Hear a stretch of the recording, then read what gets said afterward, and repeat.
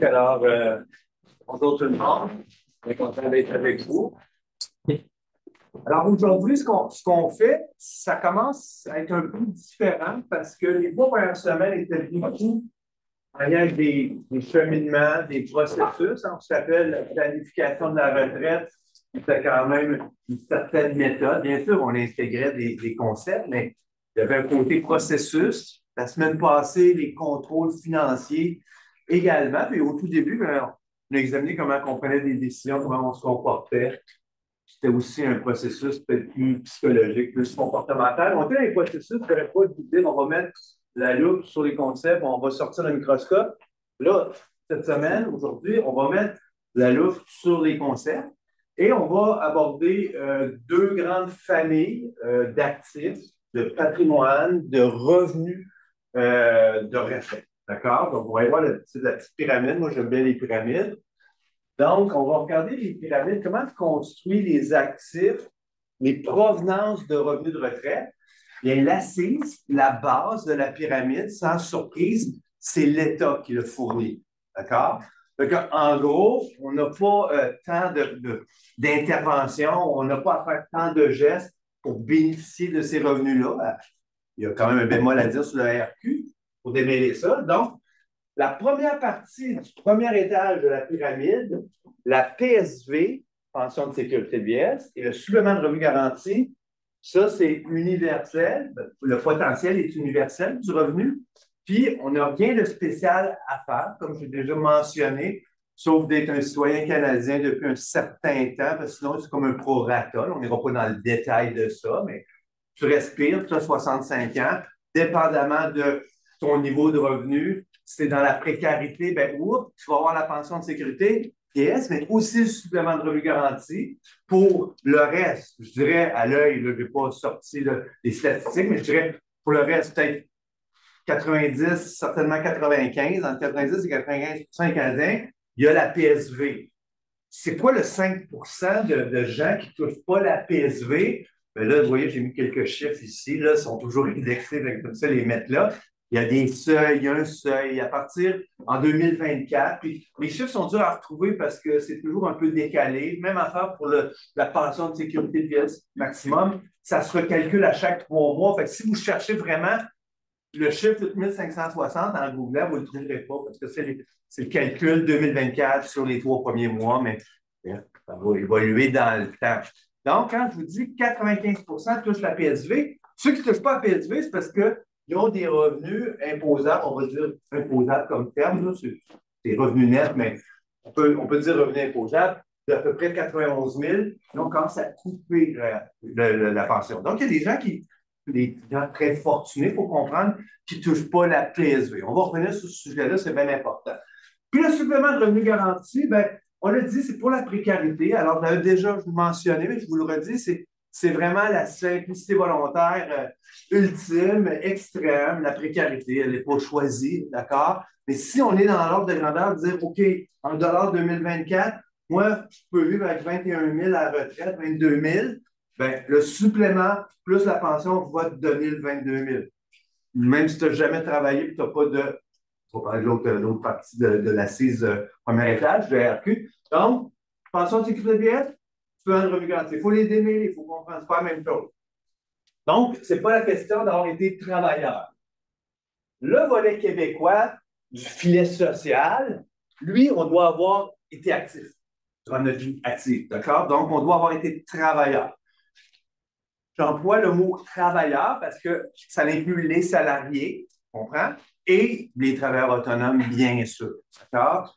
Donc, il y a des montants qui se bâtissent, qui se construisent à partir de 18 ans, en lien avec vos revenus d'emploi, en lien avec les cotisations qui sont corrélaires de ces revenus d'emploi-là. Bien, tranquillement, pas vite, vous bâtissez une rente du RQ et on va en parler en masse de ça aujourd'hui. Je vais vous faire réfléchir à cet élément-là. Alors, ça, c'est le filet social. Ça, c'est le premier étage. Deuxième étage, c'est pas tous les Québécois, c'est pas tous les Canadiens. C'est l'idée de dire, j'ai un employeur, puis on me rémunère, bien sûr, avec un salaire, peut-être avec un boni, si je fais une belle performance, mais aussi avec un régime de retraite. Okay? Donc, ça, c'est le deuxième étage. Il y a toutes sortes de déclinaisons. Nous, aujourd'hui, on va parler du RPA. Okay? C'est le plus connu. Le RPA, soit à prestation déterminée ou à cotisation déterminée. Aujourd'hui, on va mettre la loupe plus sur la prestation parce que c'est lui qui est plus particulier, un peu plus compliqué quand même que la cotisation déterminée. Le RPA à cotisation déterminée, je parle dans la mécanique financière, dans son financement, c'est pas compliqué. Okay? Le RPA à prestation déterminée, c'est quand même bien ficelé. C'est quand même, il y a des gens qui pensent à ça, je ne sais pas il y a combien de temps, depuis quand il y a des RPA prestations déterminées, mais c'est une autre bébite, là. Donc, on va parler de ce deuxième étage. Et la semaine prochaine, donc la semaine prochaine, ça, c'est ce que j'appelle les gestes héroïques de la vie quotidienne. C'est-à-dire qu'il y a des gens, des Québécois, des Canadiennes, qui, au lieu de consommer des dollars par moment, décident de les épargner. Puis ça, on a vu depuis 2 semaines de quelle façon qu'on doit le déterminer, puis comment on peut le contrôler, etc. Donc, l'épargne individuelle, qui n'est pas forcée, qui n'est pas obligée, c'est à vous de vous donner les mécaniques, puis y croire et de le comprendre, puis d'intégrer. Ben là, il y a toutes sortes de facettes. Puis ça, c'est vraiment tous les cours, pour moi, sont importants. La semaine prochaine, on va vraiment déboulonner des mythes, on va démêler des choses. C'est vraiment la semaine prochaine qu'on va parler de la priorisation du REER, quand est-ce que c'est mieux le CELI plutôt que le REER, puis le CELIA, qu'est-ce qu'il vient faire là-dedans, puis le régime enregistré par... Fait que j'imagine que vous allez avoir plein de questions aussi. Ça vous touche, c'est vraiment votre monde à vous. À tout le monde, mais je disais particulièrement parce que vous avez encore plus de choix possibles avec raison, parce que vous allez être dans une zone actuellement de CELIA, puis peut-être bientôt ou éventuellement dans la prochaine décennie de régime enregistré par une étude. Okay? Et bien passé pour moi maintenant. OK? Donc, ça, c'est ce que j'appelle l'initiative personnelle. Fait que c'est ça qu'on a au menu pour les 2 prochaines semaines. Donc, on met le microscope sur ces concepts-là. Question, je ne sais pas si c'est dans les écrits, c'est pas grave, c'est juste culture générale financière, tout ça. Le deuxième étage, vous diriez quel pourcentage des Québécois, Canadiens ont un régime auprès de leur employeur? Je ne sais pas s'il était dans les lectures, ça. Kevin, as-tu une idée ou qu'est-ce que tu dirais, toi? Si c'était dans les lectures, je ne l'ai peut-être pas remarqué ou je l'ai oublié, mais j'oserais dire le même pourcentage des Québécois qui ont un travail. Ici? Oui. OK. Ben, c'est une façon très ravienne de le dire, mais malheureusement, c'est pas ça. Il y a beaucoup de travailleurs qui n'ont pas de régime. Que l'employeur ne fournit pas de régime de retraite. Donc, le taux, oui. C'est 40 Oui, c'est 40 c'est ça. C'est intéressant de l'avoir en tête. C'est vraiment pas tout le monde.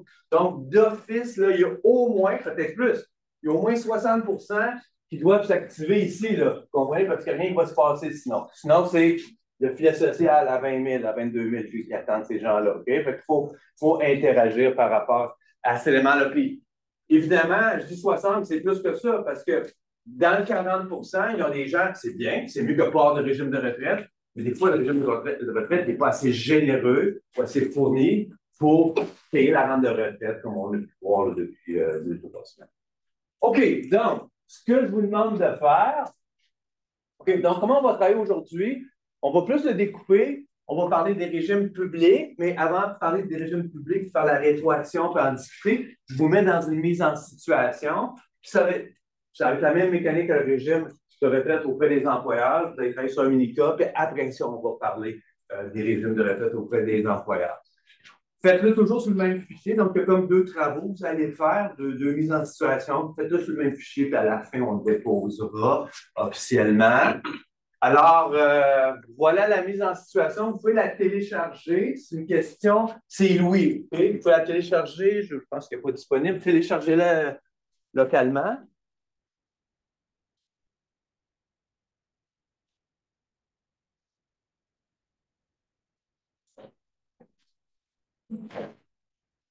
Donc, les énoncés sont là.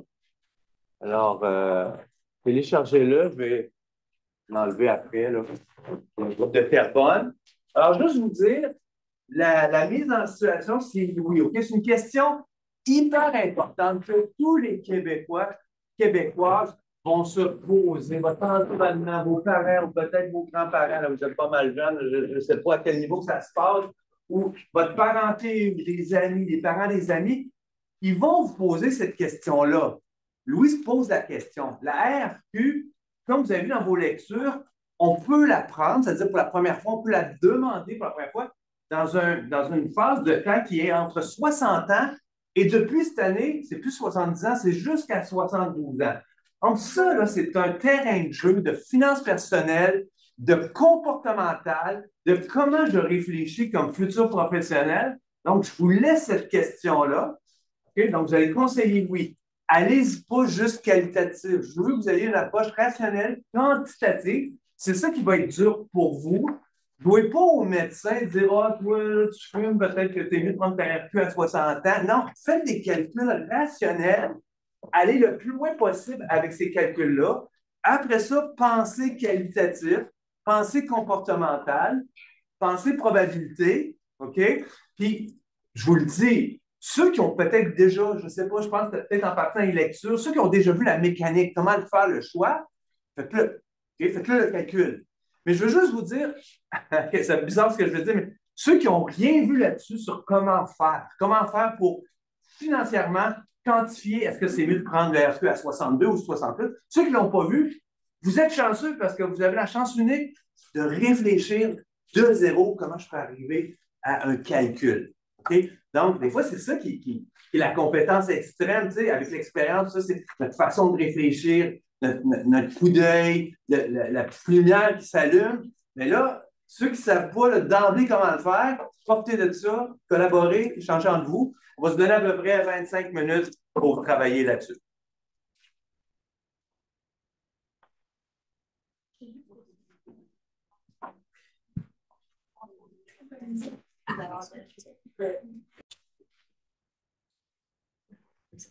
OK. Donc, juste un petit commentaire là-dessus. Vous voyez, ce genre de questions-là de finances personnelles, il y a 10 ans, il n'y avait pas de cours de finances personnelles. Moi, je donne le cours de réorganisation fiscale. Finalement, je fais le cours de roulement, puis toutes sortes de grosses transactions, puis que vous allez voir au deuxième cycle. Okay? Fait que les étudiants, ils sortaient du bac, je n'étais pas capable de répondre pas en tout à une question de même. Ils n'étaient pas capable de répondre c'est quoi le meilleur PR ou un CELI. Fait que vous comprenez que c'était vraiment un besoin d'amener ce cours-là au niveau du bac. Fait que quand je le dis, c'est que quand je vais vous présenter le calcul, puis certains d'entre vous, vous l'avez fait, vous allez le comprendre. Il n'est pas si compliqué. Mais pour de vrai, dans une classe de n'importe quelle classe de bac en sciences comptables, tu poses une question comme ça, c'est la personne n'a pas déjà lu sur le comment puis réfléchi à ça, c'est extrêmement dur à trouver ce que tu appelles la petite lumière pour arriver au résultat. Okay? Donc, c'est normal là, que vous avez peut-être fait ça difficile. Conceptuellement, il y a toutes sortes de questions que vous me posez qui sont bien intéressantes, mais des fois, c'est comme un peu justement ce que les gens réfléchissent, pensent, qui sont des mauvais raisonnements. C'est super important, ce bout-là de cours. Moi, j'aime bien cette partie-là du cours. Alors, comme je vous ai dit, on a deux Louis.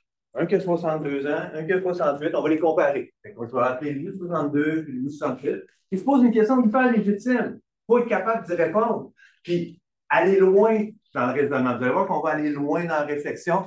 On va aller loin dans la vulgarisation pour Louis parce qu'il est démuni par rapport à cette question-là. Il entend plein d'affaires. Puis, il y a toutes sortes de biais cognitifs qui s'installent en plus, que ce soit conceptuellement complexe pour lui. Donc, on va les faire prendre sa décision par rapport à quand est-ce qu'il devrait mettre son R, 62 ou 68. Je vous ai expliqué 40 000, je reviendrai parce que tantôt aussi, on va regarder un peu comment se calcule cette fameuse rentrée, qui fait un petit mot de tantôt, mais je vais revenir là-dessus.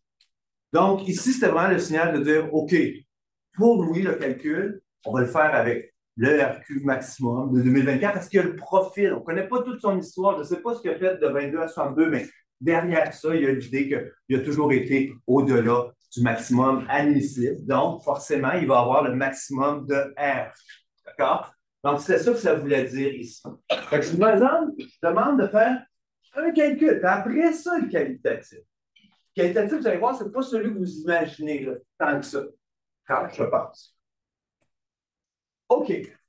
Donc, il y a toutes sortes de scénarios possibles. Okay? Fait que c'est tout le temps la même mécanique. Il faut l'ajuster, il faut comprendre ce qu'on fait. Donc, avec le RQ, c'est, je pourrais vous poser la question n'importe où entre 60 ans et 72 ans. C'est la même question tout le temps. Est-ce que c'est mieux 69, 60? Bon, ça va, ça c'est clair. Il y aurait le même questionnement pour la PSV, mais les modes de calcul sont différents parce que ce n'est pas les mêmes bonifications ou les mêmes diminutions de rente dépendamment de l'âge. Donc, mais la PSV, le choix temporel, il est court. C'est un choix entre 65, 66, 67 jusqu'à 70. OK?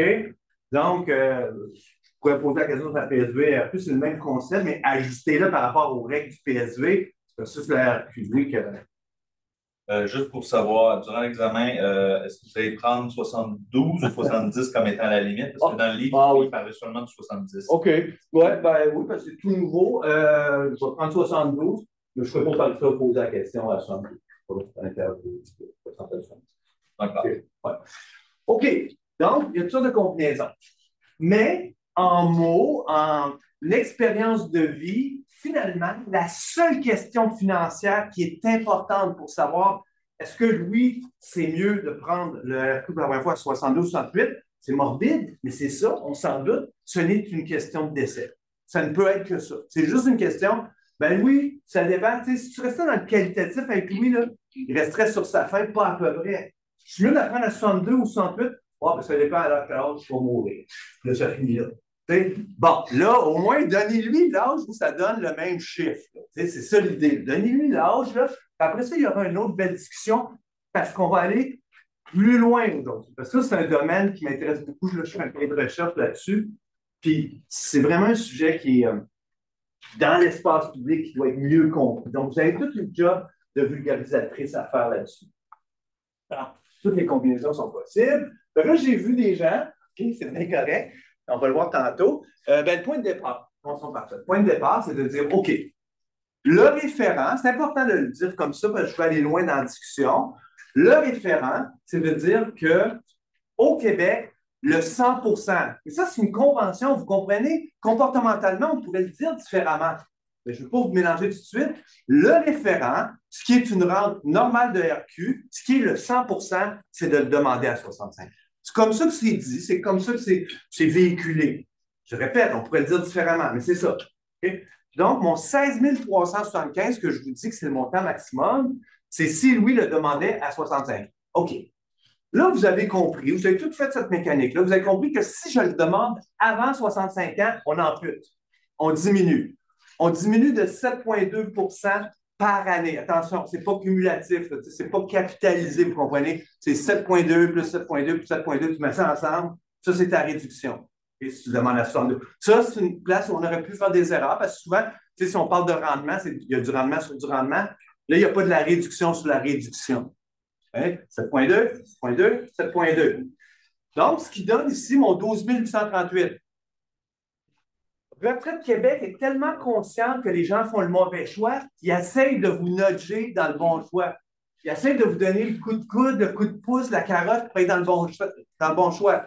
Ils vous disent, si tu le demandes avant 65 ans, on t'enlève 7,2. Si ça va en haut, on te donne 8,4. OK? C'est même pas symétrique, cette affaire-là. Donc, voyez le nudge. Voyez qu'est-ce qu'on essaie de faire. Tu sais, de dire, fais tes calculs, là.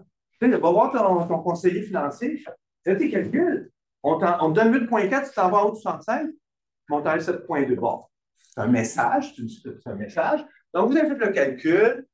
Le Louis 68, c'est 20 501 par année. OK. Bon. En passant, tout ce qu'on est après se dire, ça ne changerait rien, tout est proportionnel. Ça ne changerait rien si la personne, au lieu d'être. J'arrête pas de parler du maximum, mais il y a pas des Québécois, ils ne touchent pas le maximum. Il y en a que. Ils toucheraient 12 000 à 65 ans, il y en a qui toucheraient 13 000, il y en a qui toucheraient 8 000. C'est le même raisonnement pareil. Ça ne change rien au raisonnement constitutif. Alors, le seul déterminant financier, c'est la date du décès, puis c'est un pari. Ça, c'est mon cahier de recherche. C'est un pari. Vous comprenez? Plein de gens ont essayé d'expliquer ce choix-là du RQ de plein de façons. C'est correct, ça fait avancer, mais on n'est pas rendu assez loin dans la compréhension dans l'espace public de monsieur, madame, tout le monde. Mais moi, j'ai décidé de dire, OK, on va comparer ça au casino. C'est un pari. C'est vrai, hein? En passant, c'est vrai, je n'invente pas ça, c'est un pari. Plein de gens vont dire, il faut dire un mythe qui n'est pas vrai, oh, moi, je ne veux pas prendre de change, je prends 60.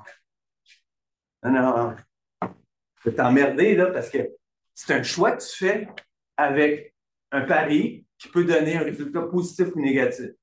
Okay? Ça, les gens ne le voient pas. Ils pensent vraiment que deux que tu as, c'est mieux qu'un tu l'auras au contraire. Là, mais les gens, ça les sécurise. Mais suivez-moi dans mon calcul puis dans ma réflexion, vous allez voir ce que je veux dire. Donc, j'ai vu des gens, c'est ça que je voulais vous dire, j'ai vu des gens, des brouillards, et on dit, je ne sais pas trop comment le calculer, là. Fait que je vais y aller par tâtonnement. C'est quand même bien, là, c'est mieux que rien faire figé, OK? Donc, il y a plein de gens qui ont été par tâtonnement, qui ont compris sous question d'âge d'indifférence par rapport à un décès à un moment donné. Fait que, ils ont fait des flux monétaires Louis 62 versus Louis 68, puis ils ont regardé quand est-ce que ça donne le même flux, puis ils ont dit, ah, voilà l'âge d'indifférence, OK? C'est correct, c'est une façon débrouillarde, mais il y a comme une petite mathématique de division, d'arithmétique de primaire, là, je ne veux pas dire que c'est un raisonnement de primaire, mais le calcul n'est pas compliqué, là, OK? Oh, c'est déjà rendu. OK, ben ça donne que oui, OK. Fait que je vais aller au... Je sais pas quand même.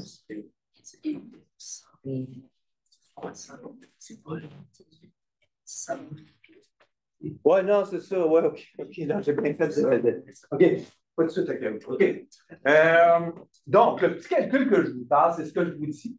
Louis 62 a une longueur d'avance sur Louis 68.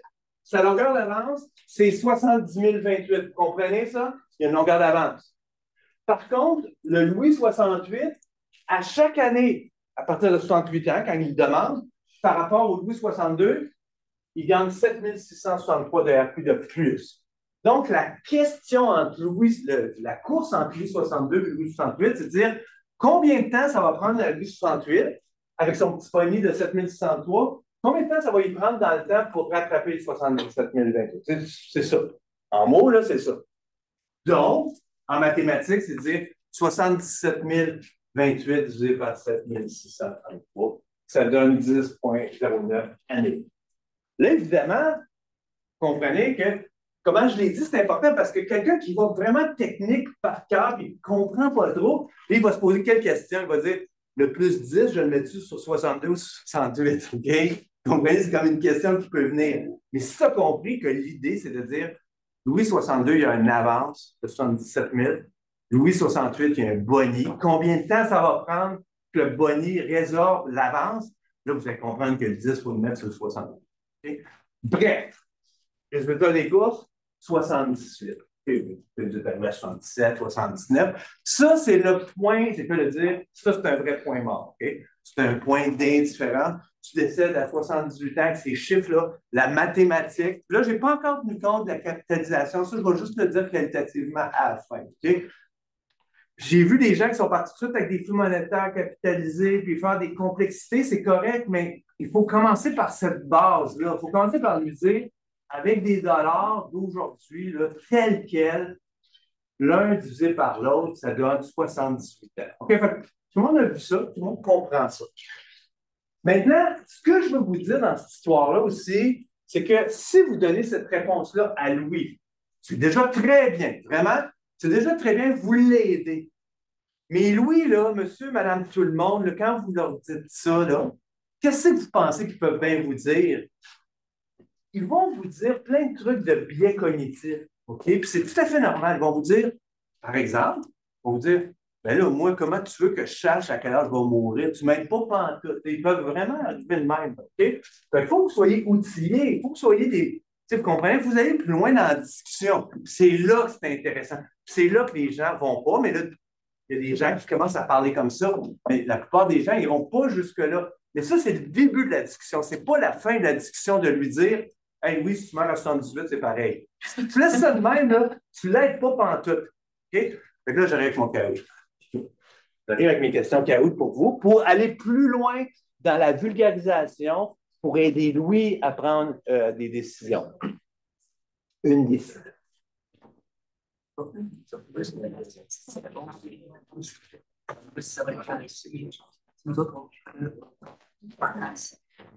Donc, on retient que le point d'indifférence, c'est 78 ans. Sans le moment de la réduction, on repartait de ces 90 ans. Ça, je sais. Il y a une petite différence aussi à chaque fois. Donc,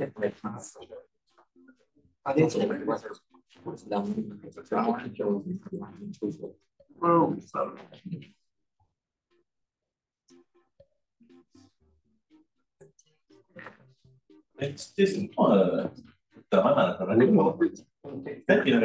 c'est pourrait être une des raisons pour laquelle la personne moyenne fait des mauvaises décisions financières? Ça serait juste parce qu'il y a trop d'options. Voilà. Parce qu'il y a beaucoup d'outils et de manières de faire des économies, de faire de l'argent.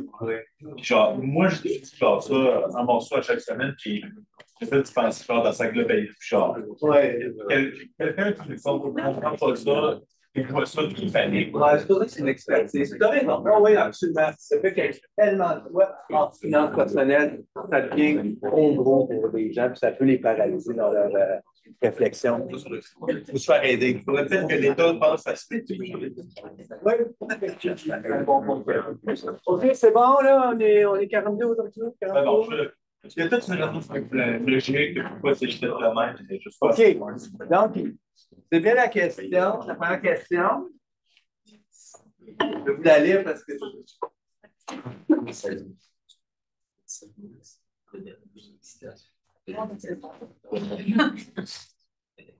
Louis est âgé de 62 ans. Au moment où il choisit de demander ou de reporter ses rentes, il a 62 ans quand il fait ce choix-là, vous comprenez, il a 62.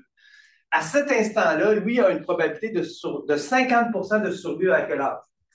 Donc, il y a au moins une chance sur deux de survivre à quel âge quand il a déjà, finalement, 62 ans? C'est ça ma question. C'est normal que vous posez la question de plusieurs, parce que c'est toute une affaire qu'on ne comprend pas, qui est pas bien dans l'espace public.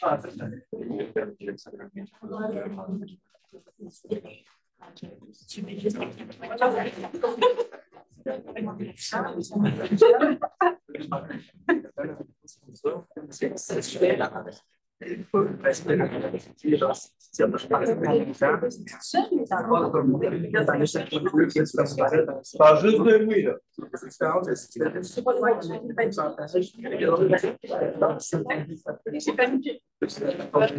OK. Ça, il y a toute une discussion hyper importante. C'est bien ça. Ça, c'est pas expliqué comme ça. Les gens ne parlent pas comme ça. C'est bien, puis je vais vous démêler, là, puis Charles-Antoine, il va vérifier si j'explique bien. Parce que quand ça a beaucoup d'espérance de vie dans mon histoire, là, vous pouvez dire, là, tabarnouche, à un moment donné, il parle de 91, 94. Après ça, je fais une lecture, c'est 82, 84. Puis là, il m'arrive à 87, 89, puis si c'est Louis, c'était Louis, c'est 91 qui serait là. OK? Là, les mêmes nous. OK? Bon, première des choses, avant de vous démêler, est-ce que vous comprenez comment c'est absolument fondamental, cette question-là? Voyez-vous que c'est complètement relié. Là, on s'en va dans la direction d'aider Louis. Là. Si on lui a dit 78 ans, puis si on le laisse de même, il n'a aucune idée qu'est-ce qui se passe. Là. Il n'a aucune idée. Il ne sait pas quelle décision prendre. Okay? Puis il va sous-évaluer, typiquement, bien cognitif, il va sous-évaluer son espérance de vie. Ça, c'est clair qu'il va la sous-évaluer. Okay? Là, évidemment, je ne parle pas que vous parlez de quelqu'un qui a fumé 4 paquets de cigarettes, là, je ne parle pas de quelqu'un qui fait 22 marathons par l'année. Je parle moyenne des ours. OK? Moyenne des ours qu'on parle. On ne joue pas au médecin. OK? Donc, pourquoi c'est 89 ans? Je vais commencer par vous expliquer pourquoi c'est 89 ans. Parce que vous avez raison, il y en a qui se mais ceux qui ont mis 80, je comprends d'où il vient votre 80. Parce que l'espérance de vie au Canada d'un homme est 80. Ça existe, vous avez vu ça probablement, puis pas. L'espérance de vie au Canada d'une Louise, c'est 84. La moyenne, c'est 82. OK, ça c'est une chose.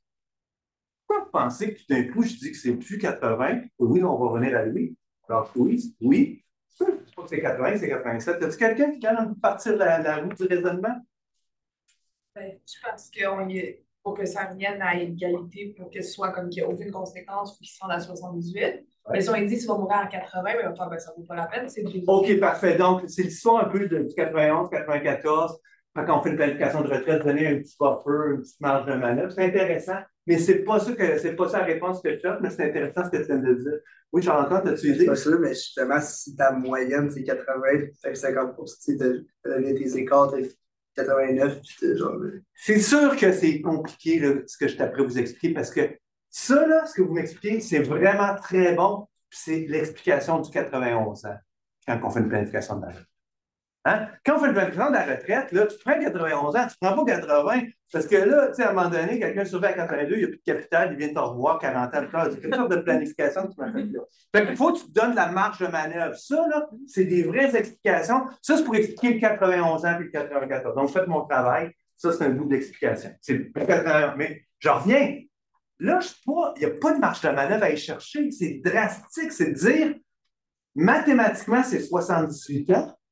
Moi, je veux savoir, c'est quoi ton espérance que tu aies la moitié, une chance sur deux, de te rendre à cet âge-là? C'est ça que je veux savoir parce que c'est un pari. Ce n'est qu'une probabilité, ce n'est qu'un jeu. Je reviens à mon histoire de pari, là. Fait qu'il n'y a pas de marge de manœuvre ici. Je veux savoir, c'est quoi les odds au casino? C'est quoi les probabilités au casino? C'est ça que je veux savoir. Je ne veux pas de marge de manœuvre. Je veux le vrai chiffre. Fait que là, j'arrive avec mon explication. Pourquoi Louis, c'est pas 80, c'est 87? 87, c'est quand tu respires. Poupon, poupon, poupon, tu respires. 80 ans. OK? OK, Poupon n'est pas mort, pas de mortalité infantile. Poupon, c'est pas noyé à 5 ans. C'est pas fait écraser en traversant la rue à 12 ans. Pas fait un accident d'auto à 18 ans. Bon, on est l'idée. Parce que lui, il a quel âge quand il fait son choix? Est-ce qu'il est bon quand il fait son choix? Tu fais-tu ton choix de RQ à 1 an? S'il y a 62 ans, il y a du millage, là, il y a 62 ans. Si tu t'es rendu à 62 ans, il y en a des ours. Tu t'es rendu à 62 ans, ton espérance de vie n'est plus pantoute à 80. Il était à 80 quand tu es né. Là, il a augmenté ton espérance de vie à cause de tous les événements qui se sont produits, que je vous parle, les causes de mortalité ne se sont pas passées. Si c'est une moyenne 80, tu es rendu à 62, probabilité moyenne des ours, tu n'es plus pantoute à 80. Fait que c'est ça l'explication. C'est vraiment important dans l'histoire. Fait que là, le 80, il est plus 80, il est 87. OK? Puis si t'es Louis, excusez-moi, il est 89.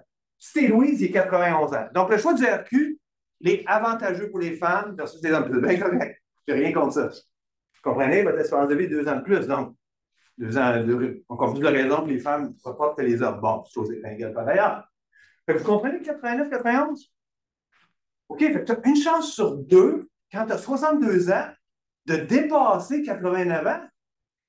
Quand tu dis ça à lui, là, ça l'aide-tu un peu pour faire son choix de 78 s'il a une santé normale? Hey, tu viens d'y expliquer. Là, après ça, tu te dis, après ça, je n'ai plus rien à te dire. Je n'ai pas de contrôle de ce qui va arriver. Viens pas voir si tu es sur ton lit de mort à 81 et tu as fait un mauvais choix. Ben, même là, tu as fait le bon choix à 81. Vous comprenez? Bref, je ne sais pas si vous voyez que c'est un pari. Et puis là, j'y arrive. Là, ça, c'est le bout, là, vraiment, là. Je vais dans mon cahier de recherche. Là. Okay? Donc, Louis, on lui a expliqué c'est 78. Et le point d'indifférence. On lui a expliqué qu'il y a une chance sur deux de survivre, pas à 78, de survivre à 89 ans. Puis là, tu devrais dire, quelque chose est un gars ailleurs. Tu devrais reporter ton RQ, là, vous me suivez? Okay? Donc, ce que je veux vous dire, tous ceux qui vont dire, là, je ne parle pas de ceux qui n'ont pas d'une scène, il faut qu'ils demandent à 60, là, okay? Mais même là, j'ai quelque chose à dire là-dessus. Okay? Donc, est-ce que vous comprenez que celui qui a dit au tout début, là, je l'ai dit pour lui, qui dit, moi, je le prends à 60 parce qu'un tien, là, je l'ai retrouvé, un tien vaut mieux que deux, tu l'auras, okay? Parce que je ne veux pas prendre de chance. Qu'est-ce qui se passe? Est-ce que c'est vrai qu'il ne prend pas de risque s'il le prend à 60? Oui, il en prend, mais il ne veut pas le voir. C'est quoi son risque au pari? Ben, hein? Le risque de perdre du Ben oui, il va perdre. S'il vit à 79, 80, il perd de l'argent chaque année. C'est sûr qu'il ne pensera pas de même. On s'entend. Là, il pense, mais il veut. Non, il ne pensera pas de même. Ça, c'est correct de ne pas se fatiguer et dire ah, ça m'étonne une année de plus de vie. Ah, je perds encore plus d'argent par rapport au choix. Personne ne va penser de même. Mais de ne pas voir que ça, c'est une perte, ça, c'est du déni, mais ça, c'est du comportemental au bout. Les pertes que tu ne vois pas, ils font pas mal. Mais c'est quoi la perte que tu vois quand tu fais le choix de RQ à 60 ans? C'est la perte de dire, OK, je vais demander, je ne le prendrai pas à 60 ans parce qu'il y a quelqu'un qui m'expliquait qu'il faudrait que je le prenne à 65, disons. Puis là, à 63 ans et demi, tu as un cancer généralisé. Puis là, tu as eu 0 RQ, ou en tout cas, tu demandes ta RQ à 63,5, puis là, tu vas t'en verser pendant 6 mois. Il est là, il y a une perte possible de ce bord-là, mais il y a une bien plus grosse perte de l'autre bord que sur 78 ans. Ça, là, ce que je devrais vous dire, personne ne parle d'homme, ou à peu près. Fait que, amenez ça avec vous, là, ce raisonnement-là, il est hyper important. Fait que je veux juste voir si j'avais une autre question. Puis, OK, vous êtes au casino, pari 1 ou 2. Je pense que c'est écrit trop petit, je vais vous le lire vite. Là. OK, est-ce que vous prenez le pari 1? Probabilité de gain, 11 probabilité de perte, 89 Puis ton maximum de gain, c'est 46 000, ton maximum de perte, c'est 142 000. Pari 2, c'est la réciproque. Pari 2, 89 de gagner au casino, 11 des chances de perdre. Puis ton 89 de gagner, c'est jusqu'à 142 000 tu peux gagner. Ta probabilité de perte, à 11 c'est 46 000 que tu peux perdre. Et qu'est-ce que vous choisissez? Pari 1 ou 2? Vous êtes au casino. Vraiment, au casino. Un truc de casino. Oui. Oui.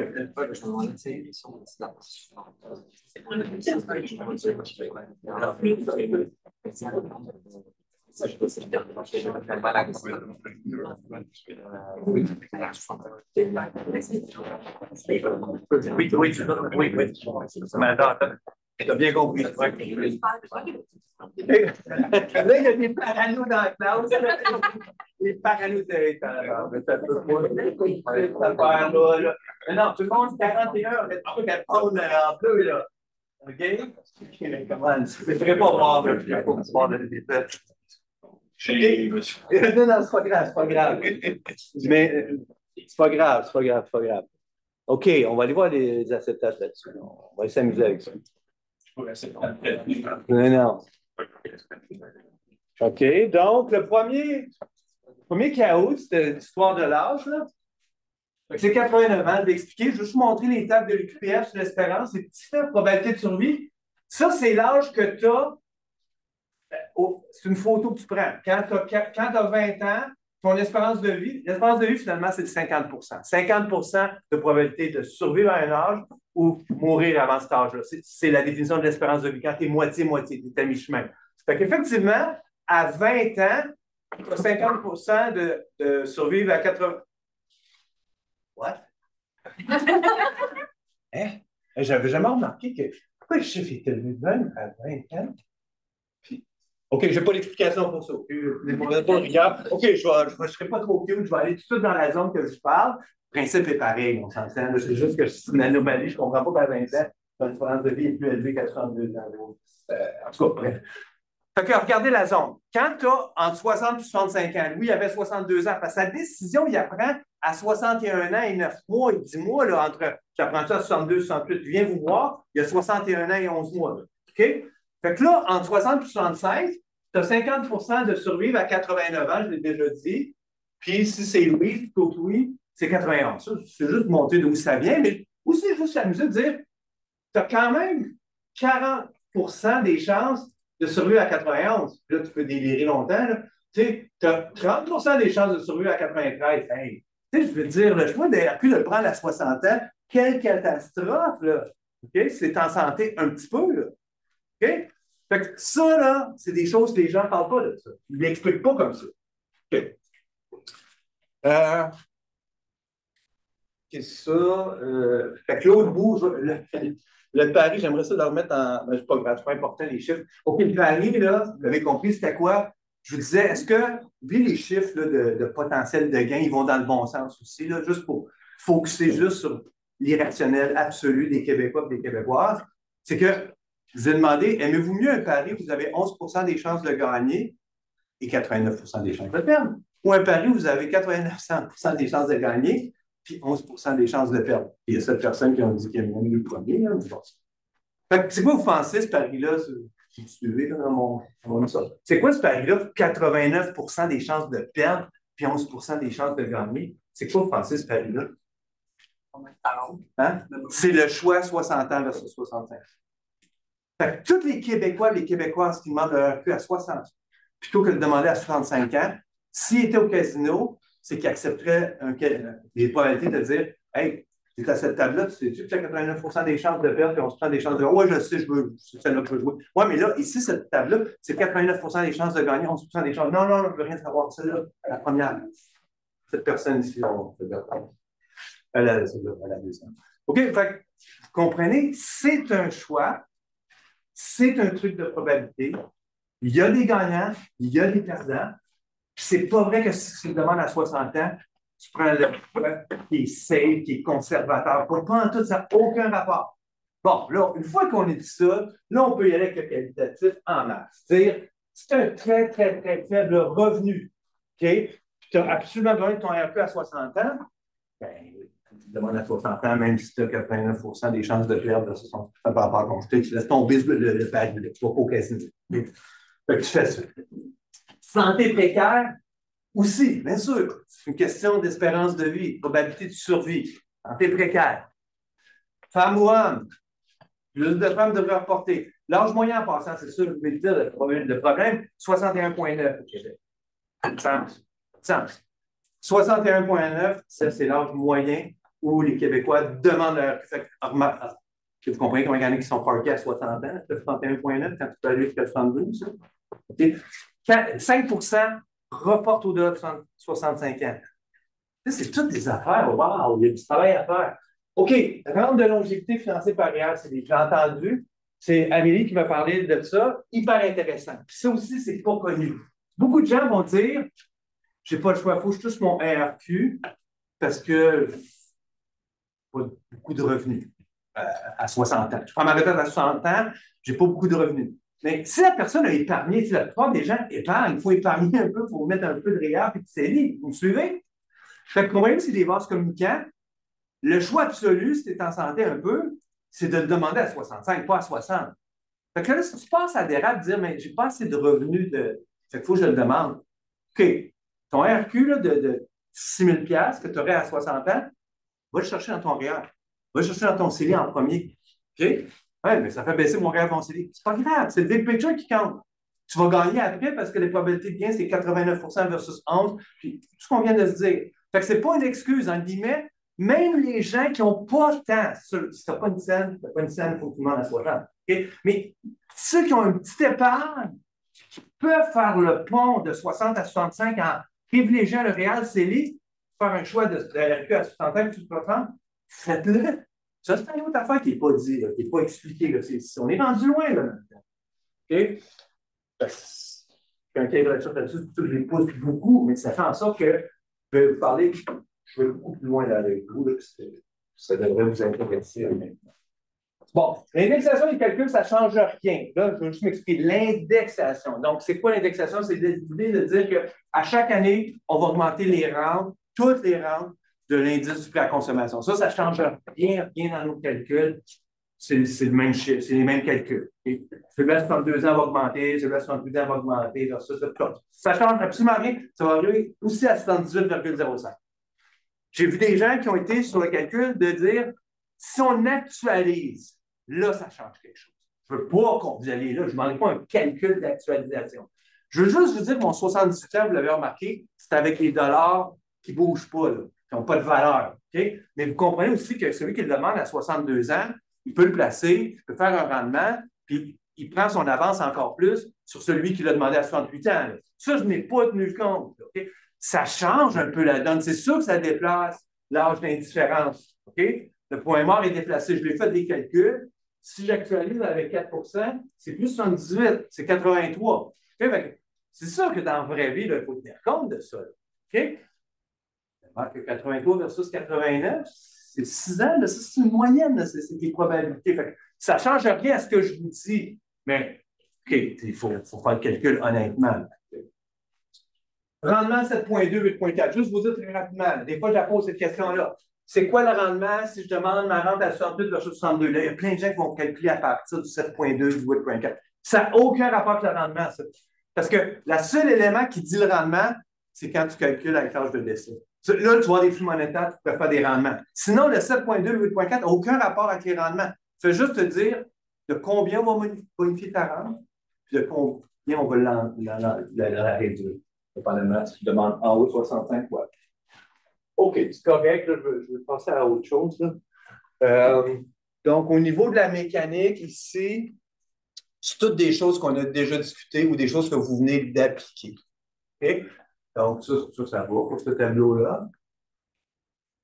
Comment se calcule la rente du RQ? OK? Donc, évidemment, c'est une période cotisable. Ça commence pour tous les Québécois, ça commence à 18 ans. Tu travailles ou tu ne travailles pas, ça ne change rien. On commence à calculer à 18 ans. Puis jusqu'au moment où tu demandes ton RQ. Okay? Donc, si tu le demandes à 65 ans, tu vas avoir 47 années cotisables qu'on va calculer. OK? Donc, on va tout faire le calcul sur 47 ans. En gros, on va prendre tes revenus, tes salaires sur lesquels on t'a enlevé des cotisations, on a payé des cotisations de RQ pour l'année où tu as 18, 19, jusqu'à 65 ans. On va toutes les calculer. Ouais, mais Marc, tu sais, si j'ai fait le tour du monde, j'ai eu 0 de revenus là, à 22 ans, ça va être 0. OK? C'est une moyenne. Là, on va faire une moyenne et évidemment, elle va être en dollars d'aujourd'hui. On va faire une mécanique pour la mettre tout en dollars d'aujourd'hui. OK? Puis le chiffre qu'on va obtenir, le chiffre moyen, on va faire fois 25 en gros, puis ça va donner notre rente. Et là, je vous le fais en accéléré, en approximation, big picture. Mais pour le coup, vous allez voir, vous avez juste besoin de savoir cette idée-là. Je ne vous demanderai pas de faire un calcul détaillé, c'est quoi le montant de la rente du RQ, à part le choix. Oui, le choix, oui, mais par rapport à c'est quoi le chiffre à 65 ans, je ne vous demanderai pas de faire ce calcul-là. Mais l'idée, c'est 25 okay? On enlève 15 des moins bonnes années. Donc, tu peux faire le tour du monde pendant 7 ans, avoir 7 ans de cotisation à 0, tu avoir ton maximum pareil parce qu'on va t'enlever 15 sur 47. 47 ans, on va t'enlever 7 années de mauvaises années, de plus basse cotisation. Okay? Parfait. Puis, c'est fois 25. Juste vous dire qu'il y a, on en a parlé, une réforme du RQ qui est en branle depuis 2019.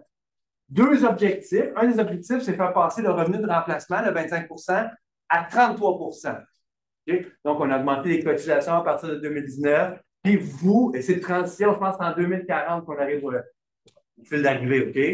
Peut-être plus loin, j'aurais aimé ça de savoir. Là, je m'en souviens plus. 2065. Ouais, c'est ça. Ouais, je suis pas mal loin du compte. Merci. Ouais, c'est très loin, 2065. Donc, vous, autrement dit, oui, vous, probablement que vous allez avoir plein. Donc, entre les deux, c'est comme graduel là, que tu passes de 25 vers 33. Tu sais, c'est très, très tranquille comme modification. Alors, ça veut dire qu'en 2065, c'est ça l'âge, je pense, où elle est complètement terminée, cette réforme-là. Bien, vous, autrement dit, vous allez avoir 33 de vos meilleures, de vos cotisations, de vos revenus de R sur lesquels vous avez cotisé. Donc, on passe de 25 à 33, on en remplace plus. Les gens n'épargnaient pas assez. C'est ce qu'ils ont trouvé. L'État a trouvé cette façon-là. C'est très bien. C'est une très bonne chose. C'est un épargne forcé. Puis en plus, l'emploi contribue la moitié. C'est bien. Puis l'autre truc, ben, on sait que le seuil est augmenté depuis cette année. Là. Pas juste d'indexation, mais d'une volonté d'aller un peu plus haut, couvrir un peu plus haut que le seuil actuel. Non, mais OK, je reviens. Dans la BQI, dans les mini-cas, à l'examen, 3 positions sur la rente possible. 3 types de rente que vous pouvez utiliser dans la mise en situation. Dans l'exemple, ça va être hyper clair que c'est quelqu'un qui a le droit au maximum. Je vais vous les faire 100 000. Vous allez voir le profil, puis là, vous prenez le maximum. OK? Si je veux, il y a 3 niveaux. Fait que là, je peux vous dire quelqu'un qui était handicapé, n'a jamais travaillé de sa vie. Là, quand vous demandez quelqu'un une rente de RQ, ça va être 0. Tu sais? Parce que complètement relié les cotisations, peut-être à part que tu n'as pas dans ta vie tout de suite au moment où tu le demandes. Okay? Puis l'autre exemple que je pourrais vous montrer, c'est parler de quelqu'un qui serait à temps partiel ou peu importe, qui gagnait des revenus qui sont à peu près, c'est pas de 68 000 en dehors d'aujourd'hui, mais qui est plus dans une zone de 30 35 000. Mais là, ça, c'est le signal de dire OK, je vais prendre la moitié. Fait que ça va juste jouer de même. Bien prenez le maximum, pour le contexte, je vous dis que c'est le maximum. Bien que vous allez prendre la moitié parce que le contexte va vous dire que c'est la 50 puis bien c'est 0 parce que c'est quelqu'un qui n'a jamais travaillé, qui n'a jamais eu de revenus de travailleur. Donc, à ce moment-là, le RQ serait de 0. C'est de comprendre que ce n'est pas comme la PSV, ce n'est pas que tu respires, tu as du RQ. C'est qu'est-ce que tu as fait durant ta vie active. OK, donc, rapidement. C'est beau, on ne parle de ça. Juste vous dire, je vais juste vous dire au passage, au niveau du RQ, je parle toujours de la rente de retraite. Mais le régime des rentes du Québec qui est géré par Retraite Québec, il y a plus de dimensions. Okay? Il y a 2500 quand tu décèdes, tu vas aux successions, à la succession qui est là depuis tout le temps. Il y a, si tu deviens invalide, il y a une rente d'invalidité. Si tu as moins de 18 ans, tu perds un de tes parents, tu as la rente d'orphelin pour perdre les deux parents, perdre un parent. Bref, il y a toutes sortes de mécaniques. Pour le cours, on ne tient pas compte de ça. On parle vraiment plus de la rente du RQ. Si je parle de la rente du RQ de retraite, c'est là qu'on parle, sans faire les calculs, juste vous dire, c'est important, en plus dans les choix, quand tu parles des probabilités, il y a d'autres facteurs qui militent pour le report. C'est que quand tu décèdes, la game n'est pas finie. Il y a 60 jusqu'à 60 de ta rente de RQ qui va à ton conjoint ou ta conjointe survivante. Ça, tu n'as pas dans mes calculs. Mais c'est compliqué. Là. Si, mettons, le conjoint survivant avait déjà le maximum, ça ne se rajoutera pas. Tu ne pourras jamais dépasser le maximum, même en combinant ta rente et la rente du conjoint survivant. Mais pour certaines personnes, ça crée une vraie bonification. Fait que là, si tu n'as pas dans mes calculs, cette histoire-là tantôt. Oui, Kevin. Petite affaire, parce que je ne suis pas sûr si d'avoir bien compris cette affaire-là. Est-ce que c'est additionnel ou c'est selon mon choix? De quoi? Ben, les cas de rente de retraite, d'invalidité, de décès. Par exemple, si je suis à ma retraite, mais je suis invalide, est-ce que j'ai le 16 360 000? Non. Plus le 19 000? Non, ça s'additionne pas, ça se complémente. OK. OK, donc ça, c'est l'histoire. J'avais beaucoup à vous dire. Ça, c'est l'histoire du RQ. Pour moi, c'est ce que je voulais vous transmettre. Pour les régimes fédéraux, ça va être beaucoup plus rapidement parce que c'est le même concept du rapport. J'ai déjà parlé du supplément de revenu garanti. Je ne focus pas là-dessus. Je ne focuserai pas là-dessus à l'examen. C'est important de savoir que ça existe. Il y a à peu près 30 des Québécois qui en touchent une partie. Pas le maximum, genre, mais qui en touchent une partie. C'est important de savoir que, point de départ, puis je le dis en célibataire parce qu'en couple, c'est plus compliqué le calcul, mais c'est le même principe. C'est un filet social pour la précarité. Okay? Donc, je le dis souvent, l'ordre de grandeur, en dehors d'aujourd'hui, c'est 20 000, 22 000, globalement, PSV plus supplément. Chaque dollar de plus gagné, tu perds 50 Il y en a qui pourraient dire, ouais, ça n'a pas d'allure, c'est comme taxer 50 €. Oui, mais quand tu as un filet social, ça vient avec le territoire. C'est des choix. Là. Mais on allège quand même parce qu'on dit, tu pars en revenu d'emploi jusqu'à 5 000 sans réduire ton supplément de revenu garanti. Fait que ton 22 000 de simplicité volontaire, si tu as au RONA très, très partiel, tu peux prendre à 27. Vous n'avez pas l'impôt à 27. Fait que plus comme 27. Puis, il y a aussi une zone de revenu d'emploi entre 5 000 et 15 000 où on ne te coupe pas 50 mais on te coupe 25 Mais tous les autres dollars, à part la PSV et le supplément, on ne se pénalise pas en soi, tous les autres dollars, un dollar de RQ, diminue de 50 de ton supplément de revenu garanti. Okay? Fait que c'est comme des calculs quand tu es dans cette zone-là. Mais moi, je ne mets pas l'emphase sur cette zone-là. La zone sur laquelle je veux mettre l'emphase, c'est ça que je veux vous dire, c'est que quand on parle de la pension de sécurité de vieillesse, elle est, comme tu l'as dit, de 8 560. Ça, tout le monde a le droit à ça. La seule affaire, à partir d'un seuil qui change à chaque année, qui est indexé, aujourd'hui, là, quand je vous parle, c'est un peu déphasé, là, mais disons, 2024, on va dire, il est 90 997. Ce que ça veut dire, je suis un célibataire, je fais 91 997. Le 1 000 excédentaire, on va le taxer à 15 on va le taxer. On va prélever 15 sur le 1000, ça fait 150. Si on m'enlève 150 de ma PSV, de mon 8 500. OK? Fait c'est comme un impôt, hein? C'est comme un TMI, un impôt de plus. Ce n'est pas un impôt sur le revenu officiellement, mais dans la vérité, ça a le même effet, là. Ça a le même effet.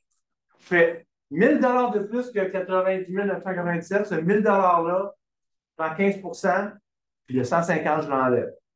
Okay? Donc, si je fais 101 997, on va m'enlever 1000 pièces. Ben, c'est-à-dire 1500 pièces. Okay? Donc, ça, c'est un enjeu de planification. Ça, je peux vous dire. Ça, c'est un enjeu de planification. Fait que quand tu n'es pas quelqu'un qui a un train de vie de 300 000 pièces, si tu as un train de vie de 300 000 pièces, à la retraite, tu ne l'auras pas ta pièce. J'ai vu ça, là. Tu vas faire toutes les gymnastiques que tu veux. Mais si tu es dans zone là, de perdition, tu as peut-être des choses à faire. L'autre affaire, des choses à faire de style, peut-être sortir du CELI plus que du REER, puis vous comprenez, le CELI ne vient pas dans ton revenu modèle, il ne vient pas affecter ça. Mais la chose la plus puissante, c'est d'être en couple. Okay? Je n'ai pas en couple juste pour ne pas avoir plus de PSV, mais quand même, regardez, c'est que le fractionnement du revenu vient t'aider dans le PSV aussi. Le fractionnement du revenu à la retraite vient t'aider sur l'impôt. Vous comprenez, ça fait longtemps qu'on en parle. Okay? Ça fait sa PSV. Fait que madame fait 170 000 de RPA à retraite. monsieur fait des job-ins de 10 000 $, il n'y a pas d'air là, il n'y a rien. 10 000 $ au Rona. Donc là, tu sais que monsieur, il va avoir sa PSB, on s'entend? Mais là, ton réflexe, ça pourrait dire, ah, ben madame n'a pas de PSB, 170 000, je fais mes calculs, tout est parti. Non? 170 000 plus 10 000, ça fait 180 000. Fractionnement, 90 000, 90 000. On est en bas. Tout le monde est content, tout le monde a la PSV. Fait que quand tu es en couple, c'est beaucoup d'argent pour ne pas toucher à ta PSV en partie ou totalement, c'est encore plus parce que c'est un calcul graduel. Mais un peu, en fait, juste pour être sûr, les 91 000, c'est les revenus que tu fais, mettons, après ta retraite. C'est le revenu de ton année que tu as avec tous tes programmes, c'est 91 000. C'est pas la moyenne de tes. Non, c'est vraiment c'est une photo. C'est parce que c'est une photo une année à partir de 65 ans. À partir du moment. Parce que c'est juste pour la PSV ce qu'on t'apprécie. Fait que tu as la PSV, il y a une année, tu m'attends que tu es comme en planif très big picture, avec ce que tu dis, Antoine. Tu sais, disons, pas mal dans la zone du 91 000, là, tout ça. Fait que, tu sais, tu vas faire les calculs. Mettons que je suis pas mal en haut. Ben, je suis célibataire, je suis simplifié. Peut-être que ça vaut la peine si tu as un certain contrôle sur tes revenus de retraité, tu es en fer, c'est tout qui déclenche tes revenus, tout ça. Peut-être que ça vaut la peine une année de dire, OK, là, je vais me foutre 150 000 cette année, puis l'année prochaine, je vais me mettre 90 997, pour au moins me faire couper juste ça. Mais tu sais, il y a des calculs, bref, mais c'est comme ça que ça marche. À chaque année, c'est réévalué.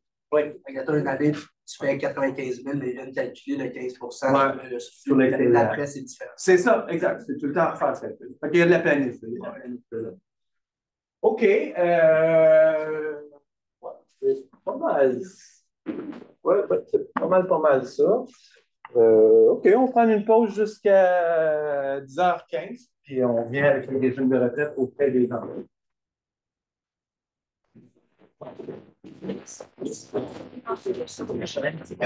Oui, Kevin. Oui, juste un instant.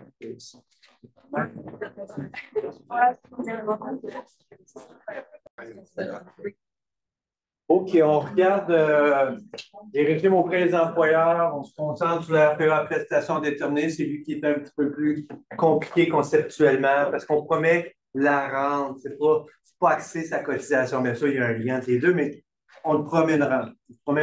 On dit d'avance comment on va calculer la rente.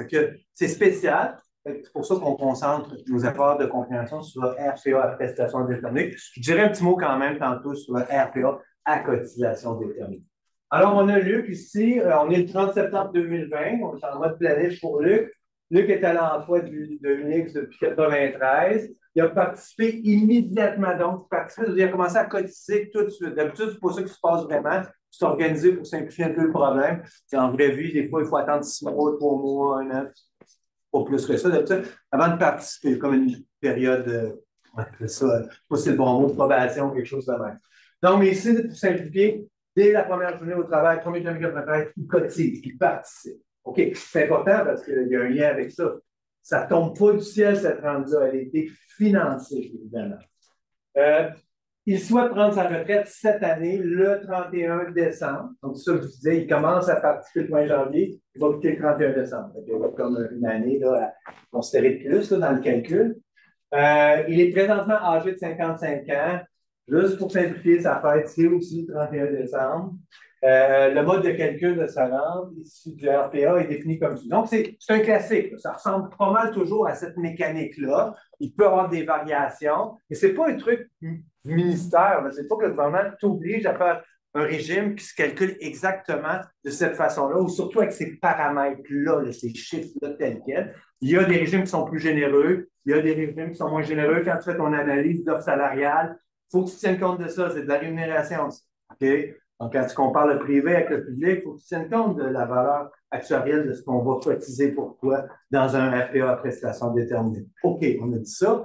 Donc, c'est quoi cette façon-là de calculer qui est écrit au contrat de régime de RPA à prestation déterminée? C'est de dire, OK, on va connaître quel pourcentage par année de participation au moment de ta retraite. Est-ce que tu gagnes 2 % de rente par année de participation ou 1,5 ou 1,75 ou 1? Okay? Bon, comprenez que si je vous donnerais le choix, que ça ne ferait pas jouer votre salaire ou rien de ça, tout le monde va dire le plus gros chiffre possible. Okay? Donc, les plus généreux, effectivement, c'est 2 OK? Là, à cause j'ai eu la discussion, je vais juste le dire en entrefilet, ça ne pourrait pas être n'importe, ça ne pourrait pas être 3 ça ne pourrait pas être 2,5, ça, si vous avez les calculs, mais pas vraiment. Parce que c'est un abri fiscal, vous comprenez? Il y a un souci d'équité, de dire le pauvre bougre, qui lui, il investit sa retraite dans son REER, est-ce qu'il y a des limites de cotisation à chaque année? Oui. 18 du revenu gagné ou un autre plafond. Mais là, vous comprenez que si on c'est d'abord ouvert le RPA, prestation déterminée, puis on peut te garantir 3 de ta rente parce que ça prend une cotisation de 24 par année, ouais, là, il n'y a pas d'équité entre le REER puis le RPA, prestation déterminée. Bon, là, c'est parce que j'ai eu la discussion que ça m'a pensé de vous dire ça au passage. C'est pas essentiel ce dont on discute aujourd'hui. Donc, 2 par année de participation. Donc, on prend 2 fois le nombre d'années de participation. Typiquement, on appose ce chiffre-là aux 5 meilleures années. Et des fois, c'est les 3 meilleures années, les 3 dernières années, les 5 dernières années. Ça dépend de ce qui est écrit au contrat. Ce n'est pas une obligation que ce soit 3, 4 ou 5, mais typiquement, c'est souvent les 5 dernières années ou les 5 meilleures années. Pourquoi ça sert de dire les 5 meilleures années? C'est que ça t'assure que ta rente au jour 1 est quoi? Indexée au coût de la vie. Vous comprenez? Ce pas les derniers chiffres. Je ne prends pas les chiffres d'il y a 20 ans, là, vous me suivez. Fait que ça, il y a ça derrière l'idée de prendre les 5 meilleures années, on est parfaitement indexé au jour 1. Okay? Donc, là, je vais juste faire une multiplication. Je vais parler de fonctionnement par rapport à différents taux qu'on retrouve. Puis, finalement, il y a typiquement une pénalité actuarielle. Okay? Évidemment, la pénalité actuarielle, c'est pour la zone de retraite, de demande de la RPA qui est permise. Je ne peux pas dire je veux mon RPA à 42 ans. Là, typiquement, c'est à partir de 55 ans. Okay? Donc, à partir de 55 ans, tu pourrais demander une rente, prendre ta retraite de ton RPA de prestation déterminée. Il y a des variantes, on s'entend, mais de façon générale, à 55 ans, la seule affaire, c'est si tu la demandes à 55 ans, très, très bonne chance que tu vas avoir une pénalité actuarielle d'incluse. Donc, on va réduire ta RPA, ta rente normale. C'est normal parce que tu n'as pas financé assez pour équilibrer le régime de manière collective. Tu n'as pas fait ton effort d'équilibre, de solvabilité par rapport au régime qui doit être en équilibre globalement. Il y a des acteurs qui calculent ça. C'est normal qu'il y ait comme un genre de stoppeur à ça. Il y a une pénalité actuarielle. Typiquement, la pénalité se calcule selon 3 critères, puis tu prends le critère qui est le moins dommageable. Il y a une façon de le dire. Là. Moi, je pense comme ça que c'est plus facile à comprendre. Donc, tu as 3 façons, 3 facteurs que tu peux utiliser, puis tu prends le facteur qui te donne le meilleur résultat dans ton calcul de rente, donc celui qui te donne la plus petite pénalité actuarielle. Okay? Alors, typiquement, c'est quoi ces 3 facteurs-là? Tu as l'âge, ton âge, au moment où tu demandes ton RPA. Donc, dans ce cas-ci, il a 56 ans au moment de sa rente, de la demande. Son palais, il a 55 ans, 30 septembre, 31 décembre, voire 56 ans. Et on le compare avec c'est quoi l'âge requis pour avoir aucune pénalité actuarielle. Dans l'exemple ici, c'est 60. Il y a des régimes, c'est 62. Il y a des régimes, c'est 65. Tout peut jouer, mais ça reste dans ces eaux-là. 60, ça commence à être rare, là, des régimes où la pénalité actuarielle est complètement éliminée sur la retraite après 60. Donc, on est plus dans le 65. OK. Donc, ici, à l'œil, on voit bien que ça puis ici, la pénalité actuarielle est 5 par année de défaut. D'accord? Donc, si je prenais juste ce critère-là, s'il y avait juste ce critère-là, quand sa retraite à 56, pour pouvoir pénalité, c'est 60. Donc, il y a 4 années de défaut. 4 années fois 5 ça donne quand même une amputation de 20 OK. Mais on a d'autres chances d'améliorer notre sort pour lui. Deuxième critère, c'est 33 années de service. Ben là, on va dans la mauvaise direction ici pour Luc, dans le cas de Luc, parce que Luc a 28 années de service ou de participation ici. Donc, si c'était ce critère-là, on serait à 25 de pénalité actuarielle. 28 moins 30 jours. Ce qui vient l'aider ici, c'est qu'il y a un facteur combiné. On retrouve ça dans presque tous les régimes au niveau du calcul de la pénalité actuarielle. On va additionner 2 chiffres, les 2 chiffres précédents. Quel est l'âge de Luc? Okay, au moment de sa retraite, 56. Quel est le nombre d'années de service? 28. Ça donne 84. Puis là, on le compare avec le chiffre qui a été identifié à l'entente du contrat de régime de retraite, le RPA à prestation déterminée. Ici, c'est 86. Fait qu'on voit tout de suite que c'est le facteur qui va être le moins aggravant. Et donne un déficit de 2 années de dépôt. En guillemets, c'est comme j'appelle ça, année de dépôt. Donc, la pénalité sera de 10 %. Ça, c'est la mécanique. Là, quand on va aller vite, quand on va être dans la rétroaction. Je viens de vous expliquer comment on calcule la pénalité actuarielle. Je vais vous dire un autre mot tantôt là-dessus, là, mais dans la technique, c'est comme ça que ça fonctionne. On vous dit, la synchronisation du RQ s'appliquera au régime à côté de 65 ans. J'en profite pour vous dire tout de suite l'explication de base. OK? J'ai eu la discussion avec Zachary. C'est important de comprendre ça. Peut-être pas dans tout son détail conceptuel, quoi, ça peut aider, mais je vais vous dire des choses de base. Tous les régimes, ou à peu près, presque 100%, pas tout à fait 100%, mais presque tous les régimes RPA, prestations déterminées, ils ont une clause qu'on synchronise la rente à l'âge de 65 ans. Donc, toute une clause de synchronisation, puis c'est tout à 65 ans que ça se passe, cette histoire-là de synchronisation. On va revenir dans le calcul, je vais vous en reparler tantôt pour finir mon explication. Mais en gros, pourquoi il y a des gens qui trouvent ça un peu compliqué ou qui peuvent se mélanger? La synchronisation du RQ, ce n'est pas un lien direct avec le RQ. Ce n'est pas qu'on te coupe ta RQ. Ce n'est pas qu'on diminue ta RQ. Ta RQ a sa propre vie, ça s'en vient dans tes revenus de retraite. OK? Mais ta rente du RPA, prestation déterminée, va être réduite d'un calcul, et c'est un calcul technique qui vise à approximer, si vous voulez, le montant que tu vas sortir du RQ. Mais c'est bien imparfait, ça dépend. Est-ce que ça fait 15 ans que tu travailles pour cette entreprise-là, ou ça fait 35 ans? Ce n'est pas le même résultat. Fait que c'est deux choses. C'est interrelié. Il y a une explication à joindre avec ces deux éléments-là. Mais le calcul, c'est pas je prends mon RQ que je reçois puis je l'enlève de ma rente. Ou c'est pas mon RQ est diminué. Non, c'est des silos. Je reçois mon RQ, soit 60, 65 ans, 68 ans, mais je vais avoir une synchronisation à 60 ans. C'est important, je vais revenir tantôt, mais la synchronisation, quand elle est au contrat comme ça, parce que toujours, elle est toujours presque à 65 ans, okay, ça n'a pas rapport, vous suivez, ça n'a pas rapport avec le RQ directement. Fait que ça n'a pas rapport, ça c'est important. Les planificateurs financiers, il y en a qui ne comprennent même pas cette affaire-là. OK? C'est important de dire, ça n'a pas rapport avec quand tu demandes ton RQ. Pas rapport.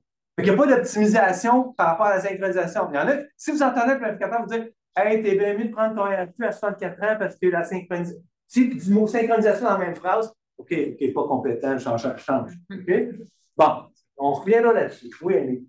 Mais la synchronisation a le même effet de diminuer ton RPA. Oui, c'est ça. C'est la définition. Qu'est-ce que ça fait la synchronisation? C'est que ça diminue ton RPA. Mais ça ne diminue pas nécessairement du montant de ton RQ. Exact. C'est un calcul qui est différent. Il vise à reconnaître, mais dépendamment de la situation, je ne vais pas plus loin dans l'explicable, ça devient un peu compliqué, mais c'est ça, c'est que ça diminue ton RPA. Alors, moi, ce que je vous demande, je vous dis, Luc demandera son RQ à 60 ans, donc ça, c'est pour vous faire comprendre, c'est pédagogique, pour faire dire, il demande à 60 ans, la synchronisation ne se passe pas à 60 ans, elle se passe à 65 ans, ça ne bouge pas. Okay. Prenez un maximum de gains admissibles au RQ moyen de 54 000. C'est important cette info-là parce que quand on est dans le calcul technique de la synchronisation, c'est le moindre des revenus qui sont utilisés pour déterminer la rente de Luc, ici, 60 000, ou ce fameux maximum-là, la moyenne du gain maximum admissible au moment de sa retraite, 54 000. On va le revoir, ce chiffre-là, dans le calcul pointu ici. On va revenir là-dessus. Pour ça, je vous dis, bon, c'est ça que je vous expliquais. Dites-moi, la rente du RPA, c'est quoi 50? C'est quoi 60? À 65? Puis c'est très contre-intuitif. C'est pas une question d'optimisation. Je ne vous demande pas ce qu'il aurait plus à 60 parce qu'il reporte sa retraite. Non. Il prend sa retraite à 56, faites-moi une photo. Qu'est-ce que ça donne comme rente à 56? À 60, à 60. Je vais m'expliquer tantôt, on va y arriver. Okay?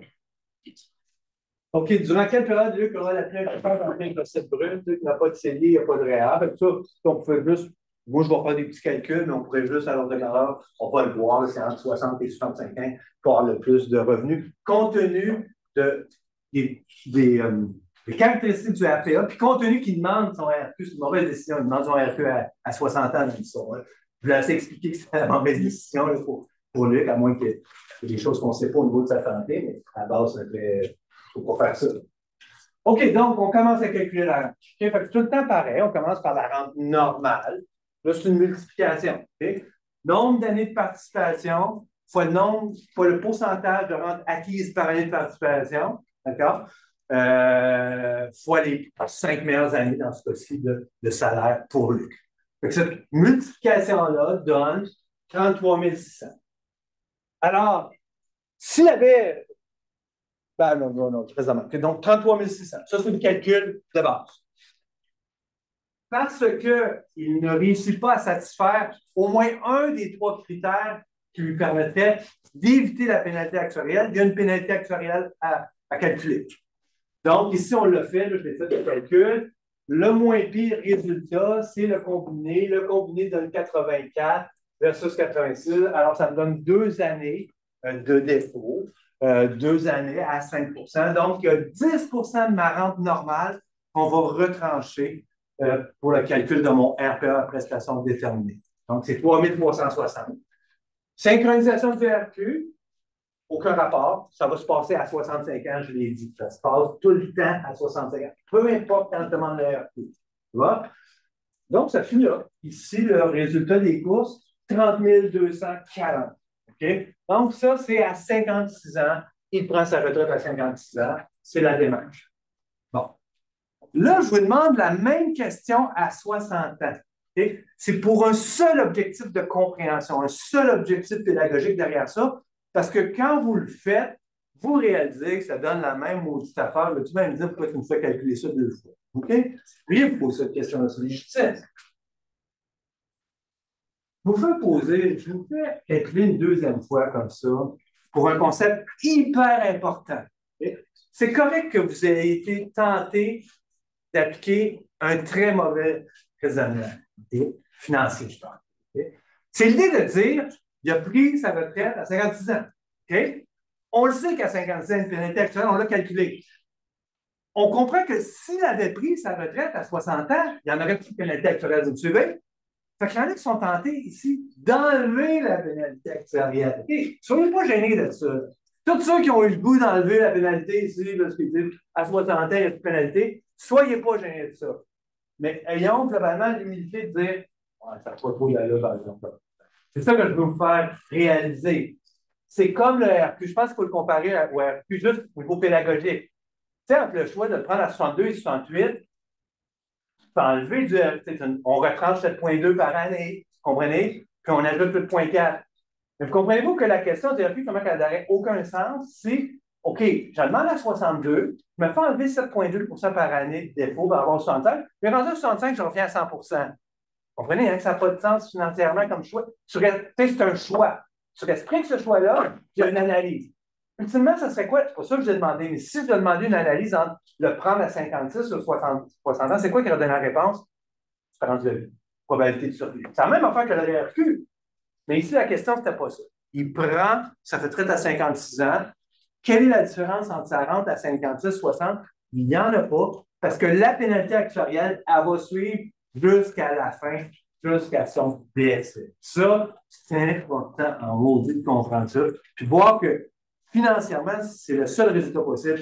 Puis d'éliminer la pénalité, une fois que tu t'es déjà commis sur un choix, ça n'aurait tout simplement aucun sens conceptuellement. Okay? Bon, je suis assez dit. Fait qu'on va c'est le 30 240. Puis l'autre affaire, il y a une autre raison que je vous demande de calculer à 60. Il y en a qui pourraient être tentés, mais ça, pas vous, parce que, en tout cas, pas là, parce que je l'ai tellement dit plusieurs fois depuis tantôt, c'est qu'il y a des gens qui seraient tentés d'aller synchroniser là. Pourquoi Marc synchroniser là? Bien, parce qu'il prend son RQ à 60 ans. Donc, si vous pensez que c'est complètement lié au RQ, vous allez être tenté de synchroniser là. Non. Il y a un âge au contrat. Tout le monde est synchronisé à la même âge, peu importe quand tu demandes le RQ. C'est indépendant l'un de l'autre. Fait qu'il n'y a pas de synchronisation à 60 ans. Bon, maintenant, à 65 ans, c'est sûr que c'est là que ça se passe. Donc, le début, c'est pareil. Mais à 65 ans, c'est prévu au contrat, il y a une synchronisation du RQ. Donc, comment ça se calcule? C'est 0,7 de 1 %. Okay, donc, 0,7 de 1 % fois soit c'est le moindre du salaire qui est utilisé pour calculer la rente de Luc, ou le maximum du gain admissible, la moyenne sur les 5 ans. Ça, je vais tout le temps vous le donner. Vous n'avez pas à calculer ça, vous allez tout le temps avoir ça, mais vous devez l'utiliser correctement. On ne veut pas enlever, tu sais, mettons, j'ai un 100 000 de revenus à retraite, bien, pas 100 000 de calcul des 5 dernières années. Ce serait illogique de synchroniser sur 100 000 parce que toi, tu n'auras jamais un RQ qui va au-delà du gain maximum admissible. Il y a une logique là-dedans. OK? Fait qu'on va enlever 0,7 fois le nombre d'années de service, fois 54 000. Okay? Juste de même, donc vous voyez bien que ce n'est pas le montant du RP qu'il va recevoir. Bien sûr qu'on essaye d'avoir un calcul qui essaye d'estimer. C'est deux choses. Si ça fait 5 ans que je travaille pour cet employeur-là, pensez-vous que je travaille 35 ans à une autre place, pensez-vous que ce que je vais enlever là, ça va ressembler au RQ que je vais recevoir? Pas en tout. Puis juste pour vous convaincre, prenez une carrière qui serait dans le temps normale, vous avez trouvé ça long, mais carrière normale à même place toute ta vie, donc 35 ans, pensez. Okay? Mais si vous mettez 35 dans la chaîne de saucisses ici, 35 par 0,7, comme par magie, ça donne 25 %. Ah, c'est quoi ça, 25 %? Ah, c'est le revenu de remplacement du RQ. Pas important, là, mais ça va passer par là. Donc, la rente est maintenant de 19 656. Ça va? Donc, on va aller voir qu'est-ce que ça donne comme résultat, globalement, avec tous les revenus. Et tous les revenus, parce que je veux vous dire d'autres choses sur la synchronisation. Okay? Donc, quand je regarde tous les flux monétaires de 56 à 59, j'ai le RPA, je n'ai pas de RQ, pas de PRV, j'ai 30 240. Et à la base, il n'y a pas d'erreur, c'est lui, c'est dans l'énoncé. L'année, c'est-à-dire la deuxième photo, entre 62e période, entre 60 et 64 ans, on l'a vu, il a le même 30 240. Il a son RQ de 10 480, là, j'ai pris comme s'il y avait le maximum. J'ai fait fois 64 on a enlevé 7,2 par année, ça pénalisé. Puis là, on est rendu à 10 480, ben, j'étais dans l'énoncé, c'est pour ça. Très mauvais choix, c'est pas une bonne idée, mais bon, c'est fait comme ça. Donc là, il passe de 30 000 à 40 000, de 60 à 64 ans. Rendu à 65 ans, vous voyez, ça suite à 19 156 parce qu'on l'a synchronisé. Il reçoit toujours son RQ 10 000, puis il reçoit sa pension. Donc, il arrive à 38 696. D'accord? S'il avait attendu, demandé son RQ à 65 ans, comme il aurait dû faire, ça aurait donné le résultat suivant. Okay? Donc, on serait passé de 30 000 à 44 000. Fait que là, je vais juste. Ça, il y a un bout technique, là. OK? Je veux juste finir avec la synchronisation du RQ. Pourquoi? Je l'ai eu la discussion avec Zachary. Pourquoi la synchronisation? Okay? L'idée, ce n'est pas de vous enrichir par rapport à une phase d'année de retraite versus l'autre année de retraite. Ce n'est pas ça qui compte. Vous n'allez pas avoir plus. En théorie, vous ne devriez pas avoir plus de revenus à 65, tu prends votre retraite à 60 qu'à 60. Ça devrait être toujours le même revenu ou à peu près. Parce que ce qui drive, excusez-moi l'expression, ce qui drive les revenus de retraite, c'est le train de vie. Je veux dire, c'est ton train de vie. C'est quoi ton train de vie à la retraite? Puis là, tu verras d'où proviennent tes revenus. Ce qui peut manquer comme revenu pendant une certaine période parce que tu as reporté ton RQ, comme j'ai dit tantôt, ça serait des retraits de REER et de CELI, par exemple. Je sais que s'il n'y en a pas. Okay? Donc, j'y arrive. Pourquoi la synchronisation du RQ? C'est l'idée de base de dire, à 65 ans, tous les Canadiens vont recevoir une PSV, puis vont recevoir un RQ si tu as été travailleur. Tu peux l'avoir avant, mais l'âge normal, ce serait 65 ans. Fait que si tu reçois ces revenus-là de plus par rapport à 60 ans, par rapport à 61, par rapport à 63, il n'y a pas de raison que tu aies plus d'argent, plus de revenus à 65 ans. Fait que ce qu'on va dire, on décide on aurait pu synchroniser avec la PSV aussi, mais on décide de juste faire. Fait que le raisonnement, c'est de dire, vu qu'à 65 ans, tu vas recevoir un RQ, on va diminuer ta rente, qu'au global, ça donne à peu près la même chose. Mais ça ne vaut pas la même chose en plus, c'est la PSV. OK, là, c'est une question, là, la question qui tue, là, vraiment très conceptuelle. Mais Marc, pourquoi? Il y en a qui sont, ceux-là qui sont, qui pensent que, est-ce que Coran, c'est du vol sur la synchronisation du RQ? OK, mettons, là, comme ça, tu es choqué. Naturellement, tu es choqué. Tu dis, hey, moi, je me fais vraiment avoir.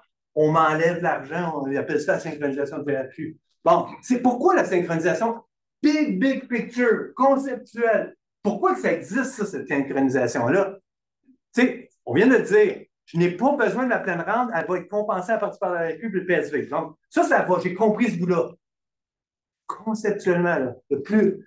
Sur l'Everest, qu'est-ce qu'on dit sur l'Everest ici? Zachary, il l'a dit tantôt. Il me l'a dit. Pourquoi qu'on synchronise? Il n'y a rien de gratuit. Il n'y a rien de gratuit. Tout ce que je reçois en rente, je l'ai payé et financé. On ne sait pas pourquoi je m'en vais. Légèrement. C'est pour réduire la pression sur le régime de rente. Si on me diminue ma rente à 65 ans parce que je n'ai pas besoin, parce que la PSV rentre ça, qu'est-ce qui se passe? Bien, ça coûte moins cher à financer. Fait qu'au lieu d'être obligé de faire des cotisations, parce qu'il faut que ça balance, il n'y a rien de gratuit. Là, okay? Fait qu'au lieu d'être obligé de payer 12 employeur, 12 employé, parce qu'il n'y a pas de synchronisation, puis qu'il va toujours avoir la pleine rente de retraite, là, on la diminue à 65 ans, puis on dit ça ne coûte pas, les actuaires calculent, OK, finalement, ce n'est pas 12 ça coûte 9,9. Si tu es vraiment frustré de te faire synchroniser, fais tes calculs, puis regarde combien ça te coûterait si on ne synchronisait pas. Okay? Prends ton 12 moins les 9,9, épargne-les, mets-les de côté, tu vas éliminer ta synchronisation. Et là, je continue loin. C'est mon délire, là. C'est pas grave si vous ne m'avez pas tout suivi là-dedans. OK? Mais l'idée de base. OK, donc ça, c'était l'exemple de Luc. Moi, j'aime bien cet exemple-là. Ça couvre beaucoup de matériel qui est important pour moi dans le cours par rapport à un RPA à prestation de temps. OK, là, on va continuer à jaser un peu des régimes de retraite auprès des employeurs, dire d'autres choses, puis il faut garder l'intérêt jusqu'à la fin, mais comme je vous dis, là, ça c'est un gros bout. OK? Là, le reste, ça va être plus blabla, mais peut-être qu'on va vous allez vouloir échanger. J'aimerais bien ça. On va continuer. OK? Donc, ça, c'est l'RPA prestation déterminée. OK, on a parlé de la vie d'ensemble, ça va, blablabla. OK, première des choses, c'est de dire auprès d'un employeur, il y a deux grands régimes possibles. OK? Il y en a d'autres. Il y en a deux grands. C'est le RPA, on vient de dire à prestation déterminée, ou le RPA à cotisation déterminée. J'ai déjà commencé à vous en parler. Ça, c'est beaucoup plus simple, puis on va s'expliquer ça tantôt. Il n'y a rien de compliqué là-dedans. OK? Mais je veux juste vous dire que ces deux régimes-là de retraite sont hyper lourds administrativement, puis en termes d'obligations pour l'employeur, parce que ça fait partie d'une loi qui est la loi sur les régimes complémentaires de retraite. Donc, quel genre d'organisations peuvent offrir des RPA à prestation déterminée ou à cotisation déterminée? L'État ou des grosses entreprises. Donc, les PME du Québec n'offrent pas de RPA à prestation déterminée, de RPA à cotisation déterminée. Dans le 40 je l'ai dit tantôt, ben, tu sais, quand tu regardes la fonction publique, c'est 90 Fait que là, vous comprenez que quand on se rend que dans le PME, c'est 10 qui offrent des régimes. Mais quand ils offrent des régimes, c'est d'autres choses. C'est comme des REER collectifs. Bien aussi. Mais c'est moins lourd administrativement. C'est juste de vous expliquer. C'est des REER collectifs. C'est tout à fait bien. Tu donnes 8 de ta paye, l'employeur paye 8 chaque régime peut être différent. C'est de la rémunération. Il faut calculer ça, big picture par rapport au marché. Okay? Donc, la question du RPA, c'est dans les grosses organisations, c'est vraiment lourd, ça fait partie des régimes complémentaires de retraite. Voilà. Puis il y a toute une philosophie qui sort de là, qu'on va discuter les points les plus importants aujourd'hui. OK? Donc, le fonctionnement, vous le connaissez, ça fait longtemps en comptabilité qu'on vous le dit, mais tu sais, là, on le pousse beaucoup plus loin dans sa conceptualisation financière. Okay?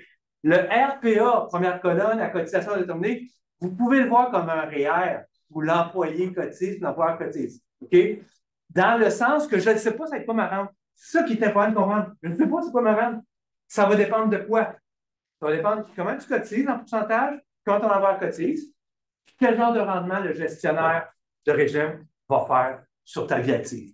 6 5 8 Puis là, à toute fin, quand tu vas te rendre à la retraite, ça va te donner un gros montant. Tu vas regarder ça, ils vont te dire, OK, ton régime de retraite, RPA cotisation déterminée pour 800 000. Organise-toi avec ça. Le bout, on s'organise avec ça, on en reparle tantôt. Okay? Mais je veux juste faire comprendre dès le départ qu'il y a un risque financier par rapport à un RPA cotisation déterminée. Tu ne veux pas dire, oh, il y a un risque, je veux rien savoir. Mais non, c'est bien, on cotise, l'employeur, l'employé, tout ça, c'est tout bien.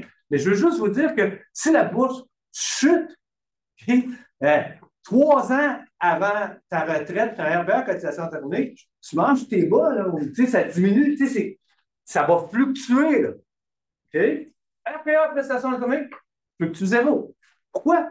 Parce que l'employeur se mouille. Il se mouille dès le départ. Il dit, OK, Here's the deal. Regarde comment ça marche, l'histoire. OK? À chaque année que tu vas travailler, tu vas participer 8 on va participer 8 À chaque année que tu vas travailler, on va te donner 2 de rente à la retraite sur tes 5 meilleures années. OK, ce qu'on s'est déjà dit. Alors, comprenez-vous que dans le bâton, quand on vous dit que le risque d'un employeur prestation déterminée, le risque est sur l'employeur, certain, parce que là, on a fait nos calculs, puis la rente moyenne qu'on verse, c'est 72 000. Y a-t-il assez d'argent de capitaliser dans le régime pour pouvoir payer toutes nos rentes de retraite? C'est sûr que c'est indépendant de la petite caisse de la compagnie, là. Et vous me suivez, là? Ça en fait aussi, cette affaire-là. Il y a des études de solvabilité faites régulièrement pour que ça balance. Ce n'est pas l'argent de la compagnie, là, cette affaire-là, de la société. OK, c'est 2 mois, on compte. C'est 2. Bon. OK, synchronisation. OK, ça n'a pas de sens. Je vais poser une question vraie ou faux, là. Synchronisation du RQ pour un RPA cotisation de ça n'a aucun rapport, ça n'a aucun sens. On te donne un chiffre à la fin, tu pars avec ça. Okay? Ils sont immobilisés. Donc, là, c'est là que la philosophie se rejoint. Là, je vous ai parlé des différences, OK? Où ça se rejoint, c'est dans la philosophie de dire que ces régimes-là, c'est pour ta retraite. La loi sur les régimes complémentaires de retraite s'assure que tu ne peux pas faire n'importe quoi avec ça. Okay? Ce qui n'est pas comme le REER. Le REER, tu veux le claquer à 54 ans, puis sortir ton 225 000 d'une shot. Il fallait. Il ne faut pas faire ça, mais tu peux le faire. Régime complémentaire de retraite, tu as des bâtons partout. Tu es lié, puis tu ne peux pas sortir un gros montant, là, c'est des montants uniques ou linéaires, assez linéaires. Okay? Ça, c'est comme déjà la philosophie du régime complémentaire de retraite. Alors, ils sont immobilisés. Même les choses, avant 55 ans, pense pas. Pense pas. OK, il y a des exceptions, dépendamment si tu fais un petit revenu, peut-être là. En gros, là, retenez la règle générale. Je ne peux pas toucher à mon RPA prestation déterminée. Je ne peux pas toucher à mon RPA cotisation déterminée si je suis un fire, moi, puis je fais ma retraite à 32 ans. Et je ne peux pas y toucher. C'est pas grave. Tu es un fire, tu aimes ça que ça continue à faire des revenus puis rendements avec. On va pousser ça dans le futur, c'est un abri fiscal parfait. OK? C'est immobilisé. Dans le divorce, donc s'il y a le mot divorce, il y a le mot marié. Okay? On n'a pas encore parlé de ça en détail, ces trucs juridiques-là, on va en parler dans le contexte du décès surtout. Mais si tu es marié, okay, le patrimoine familial s'applique. Puis, évidemment, dans le patrimoine familial, il faut séparer 50. 50, c'est la valeur des régimes de retraite en fonction du régime complémentaire de retraite. Okay? S'il y a un décès, il y a une rente qui est prévue au conjoint survivant. Donc, c'est obligatoire. Il y a dans le régime, c'est prévu, tu décèdes, tu es en retraite, il y a 60 ou 50 dépendamment des régimes qui vont être versés au conjoint survivant. Là, j'ouvrez toutes vos oreilles, je vais vous dire une affaire extraordinaire, mais extraordinaire d'importance. Pas extraordinaire, un piège ou quelque chose de vraiment très, très bizarre. C'est bien ça. Okay? Les gens n'en parlent pas assez de ça. Je sais que vous allez plus comprendre ça après l'intro, quand on va parler plus des régimes matrimoniaux et du patrimoine familial. Okay? Mais je veux juste vous faire comprendre, okay, que pour que le patrimoine familial s'applique, il faut que tu sois marié. Okay? On peut être en accord ou en désaccord, c'est ça. Fait que si tu es conjoint de fait, il n'y en a pas de patrimoine familial. Okay? Fait que les gens sont habitués de dire, OK, le REER, on va le séparer, l'affaire, on va le séparer. Si on est marié et on se divorce, parce que c'est dans le patrimoine. Okay? Mais il faut être marié. Le régime de rente qui fait partie du régime complémentaire de retraite, ce que je te prête vous parler, là, puis qu'à peu près 40 des gens sont là-dessus, le conjoint de fait a priorité sur tout le monde par rapport à si un décès. À la base, il y a des trucs, tu peux désister, ces deux sont d'accord. À la base, je veux que vous compreniez que c'est un paradigme complètement différent. Fait que là, je vais essayer de vous faire peur d'aplomb, OK? OK? Tu as 4 enfants, OK? Tu as une nouvelle blonde depuis que tu as 59 ans. Tu l'aimes beaucoup, OK? C'est depuis 59 ans, là, OK? Puis là, tu as un régime de retraite, tu vas prendre ta retraite dans 3 ans. C'est un RCR, OK? Puis, la valeur actuelle projetée, c'est 1 200 000. Et, vous voyez où je m'en vais, hein? Si tu décèdes, est-ce que ça vaut aux enfants? Non, ça va à la nouvelle blonde. 3 ans que tu es ensemble, conjoint de fait. Là, ce n'est pas la même définition fiscale, OK? C'est un 3 ans, OK? Mais ça, les gens ne parlent jamais de ça. C'est hyper épeurant. Ce n'est pas une affaire que je ne veux pas léguer à ma conjointe. Ce n'est pas ça. Mais vous comprenez que une nouvelle conjointe, ça fait 4 ans que je suis avec, puis moi, j'ai pilé ce régime-là par 1 200 000, puis il y a quelque chose qui ne marche pas. Fait que, et là, je me fais penser à Périmé Swing, c'est de dire, tu as une nouvelle blonde à 59 ans, puis tu es dans ce profil-là, Si tu veux sortir avec moi, il faut que tu me signes le désistes de mon régime de retraite. Puis ça a l'air un peu, tu sais, capoté, toi, tu parles de mal. Non, ça, c'est pas capoté. Ce qui est capoté, c'est de rien faire, puis que tu décèdes à 66 ans, puis tout va à la nouvelle blonde. En tout cas, tu fais ce que tu veux, mais c'est que tu ne fais pas ce que tu veux. Tu es obligé à cause du régime complémentaire de retraite. Wow. Ça, personne ne sait ça, on n'en parle pas de ça. Et on va en parler après l'intro, mais si vous retenez juste ça là, sur la RCR, vous retenez vraiment quelque chose d'important. OK. On continue. Donc, on a dit que peu importe que c'est RPA cotisation déterminée ou RPA prestation déterminée, c'est immobilisé jusqu'à 55 ans. Je ne peux pas y toucher jusqu'à 55 ans. À 55 ans, je peux y toucher. OK? Donc, qu'est-ce que je peux faire? Là, je reviens dans les RPA cotisation déterminée. OK? J'ai parlé beaucoup de RPA prestation déterminée. On comprend comment ça fonctionne. Là, je vais juste dire l'idée générale de RPA à cotisation déterminée. Mon employeur cotise, je cotise, le gestionnaire de fonds essaie d'avoir le meilleur rendement possible, ça donne un chiffre à 55 ans quand je prends ma retraite, si je prends ma retraite. Là, ce chiffre-là, j'ai un choix. Okay? Deux choix. Fait que je regarde, mon actuaire dit que ça vaut 777 000. Fait que je prends mon 777 000, je peux le gérer chez Disney, je peux le gérer avec un courtier immobilière, puis ça va faire partie d'un fonds de revenus viagers, un FRV, un fonds de revenus viagers. Allez pas dans le technique. En gros, ça veut dire que tu vas continuer à gérer. Tu vas être encore assujetti au haut et au bas du marché boursier. Vraiment, comment tu vas te placer, c'est toi qui vas décider. Ça va continuer à prendre la valeur ou ça peut continuer à perdre la valeur si tu es dans le marché boursier. Bon, tout ça. Donc, ça va ressembler beaucoup à quoi? Un fer. Ça va beaucoup à un fer. OK? Ou tu peux dire, OK, non, on arrête tout ça là. Moi, je m'en vais à une institution financière. Je dis pour 777 000, tu me donnes une rente de combien jusqu'à mon décès? C'est ce qu'on appelle quoi, ça? C'est ça, une rente viagère. Okay? Souvent, le rendement implicite, il est petit. Ben, il est petit si tu meurs à 83 ans, mais si tu meurs à 34 ans, on va faire un méchant rendement sur ta rente viagère. Okay? Bon, on ne sait pas d'avance, je le sais. Mais je veux juste vous dire, ça peut être intéressant, la rente viagère. On peut faire des hybrides. On pourrait faire comme la moitié l'un et l'autre. Vous comprenez que le fonds de revenu viager, je garde un contrôle dessus. Rente viagère, j'ai complètement perdu mon 777 000, on me garantit une rente. C'est sûr qu'il y a des modalités de protection. Tu sais, je viens de plaquer 777 000, on me promet une rente jusqu'à mon décès, je meurs dans 6 mois, aïe aïe. Ben non, il y a des modalités de protection différentes. Ça de patente. Mais l'idée de base, c'est ça. Donc, est-ce que je veux continuer à gérer ou faire gérer mes revenus, les accroître, mon capital, mes placements, ou on arrête ça tout de suite, puis on achète une rente viagère. OK, deux choix. RPA, cotisation déterminée. OK, donc je viens de le dire, c'est quoi un achat de rente viagère? C'est que je délaisse mon capital contre une promesse de paiement de rente jusqu'à mon décès, avec des modalités de rente au conjoint survivant, avec des modalités de protection 10 ans en cas de décès hâtif. Truc comme ça. Mais ultimement, ça aurait été une bonne décision si je meurs tard, plutôt que si je meurs jeune. C'est la nature de la bête ici. Tout le temps dans des paris. On ne s'en rend pas compte, on est tout le temps dans des paris dans ces histoires. OK, donc, ça va. OK, le fonds de revenu viager, je l'ai dit. Vous continuez à gérer le fonds. Vous faites gérer. Vous comprenez? Ça ressemble au fer. J'ai dit ça, hein? Ça ressemble tellement au fer qu'il y a un retrait minimum.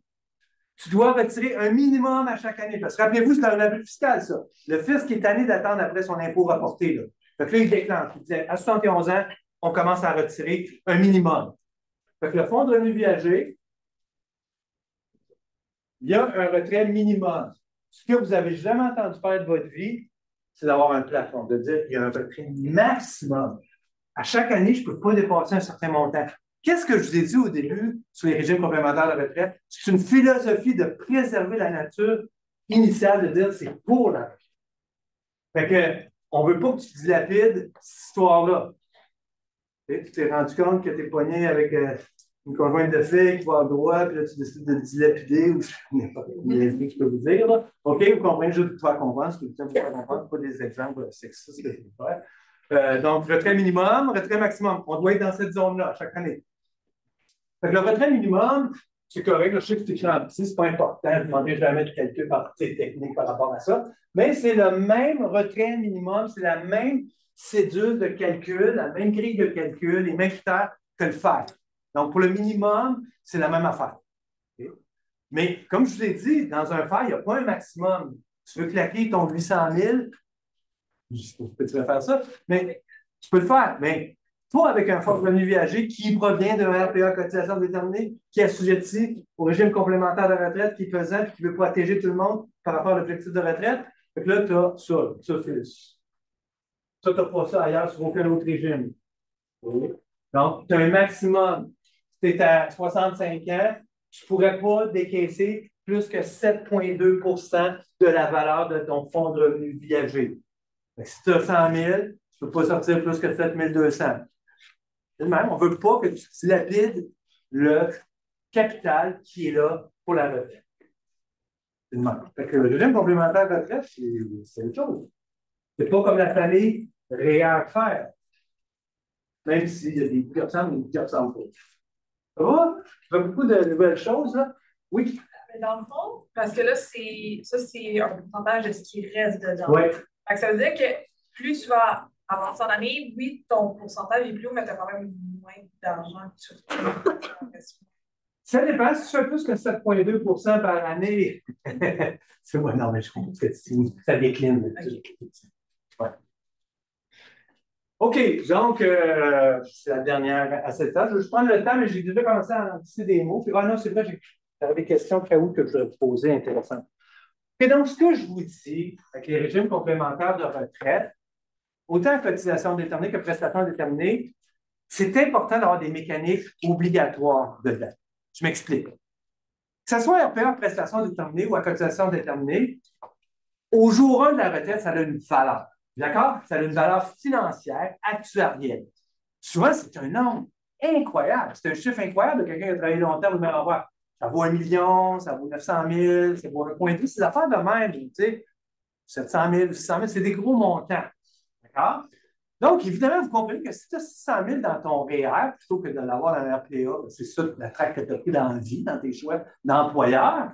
Tu comprends que 600 000, si tu meurs dans un an, je parle financièrement, globalement, base communicant, familiale, c'est pas si grave que ça.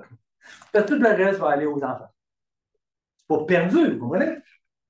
Essayez ça, ce raisonnement-là. Ça ne veut pas que je le raisonnement, mais essayez ça, ce raisonnement-là, avec un RPA, à prestation déterminée ou cotisation déterminée. Jour 1 de ma retraite, ça vaut 1 200 000. Je meurs dans un an, les rentes, les vertus, c'est fini. Wow! Ça n'a aucun sens. Tu ne pourrais pas avoir un modèle de même. Ce que j'ai dit, c'est ça, c'est que c'est le mot garanti là, que je vais mettre ici. Souvent, ou en tout cas, le minimum, la rente est garantie pendant 10 ans. Donc, pendant 10 ans, on va te verser 100% de ta rente si tu décèdes avant 10 ans. Évidemment, la succession. Puis comme je l'ai dit, la succession, c'est qui? C'est la conjointe ou le conjoint. Ouais, mais on n'est pas mariés, pas grave. Juste là, c'est pas grave. Imaginez-vous quand c'est fourrant pour le monde. Tout le long, c'est si tu es marié, puis là, tout d'un coup, sur un RCR, non, c'est conjoint de fait. Ouais, ça n'a pas de sens. C'est vraiment, c'est facile pour rendre ça compliqué puis mélangeant, avec des gros impacts financiers. OK. Le côté réversible, c'est de dire que, évidemment, si tu décèdes, tu as un conjoint, une conjointe, il y a un montant qui va être versé au conjoint survivant. Là, ce n'est pas une affaire, s'il y en a déjà, comme avec le RQ, tu vas l'avoir. Puis le minimum de couverture, c'est 50. Tu ne peux pas enlever cette clause-là. Tu peux juste enlever cette clause-là si les deux sont d'accord. Donc, ton conjoint et toi. Tu peux être bien d'accord. Ton conjoint dit non, enlève-moi pas ça. Bon, évidemment, si tu l'enlèves, ça t'en fait plus. Ta rente augmente. C'est tous des calculs financiers. Il n'y a rien de gratis. Il faut tout le temps donner ce réflexe-là. Okay? Mais pas des trucs là, ouais, ça c'est un deal. Non, ça se tient tout. Et des actuaires. Ils sont pas des actuaires. Vous savez, hein? Oui. Dans le fond, là, il y a une rente garantie de 10 ans. Oui. Fait que si, mettons, la personne meurt dans 10 ans, on donne l'équivalent au conjoint. Mais si, dans le fond, la rente réversible, c'est-tu... OK. Je comprends. Ça je te coupe 2 secondes parce que je comprends quand même que tu s'en vas, OK. C'est que, disons que je suis détenteur du APA, je meurs après 1 an, mais j'ai le conjoint. Okay? Fait que le calcul, c'est que ma conjointe va recevoir 100% de ma rente pendant 10 ans. Puis, à la 11e année, elle va commencer à embarquer à 50. C'est ça? Ouais, c'est ça. OK, parfait.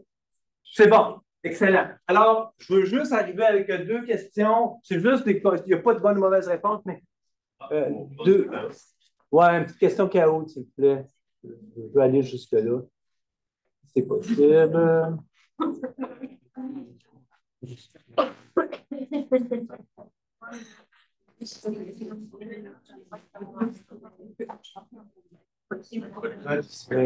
va y aller rapidement.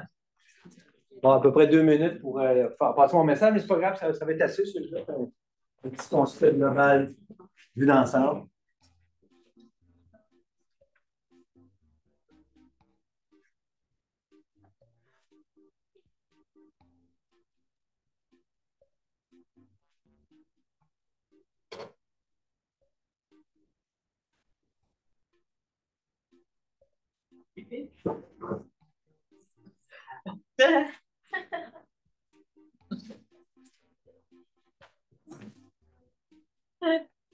OK, c'est bon.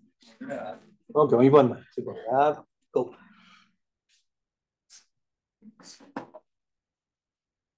Et donc, 2 questions successives. Allez-y vraiment avec votre gut, avec ce que vous ressentez. Là. Il n'y a pas de bonne ou mauvaise réponse. Juste faire un constat avec vous.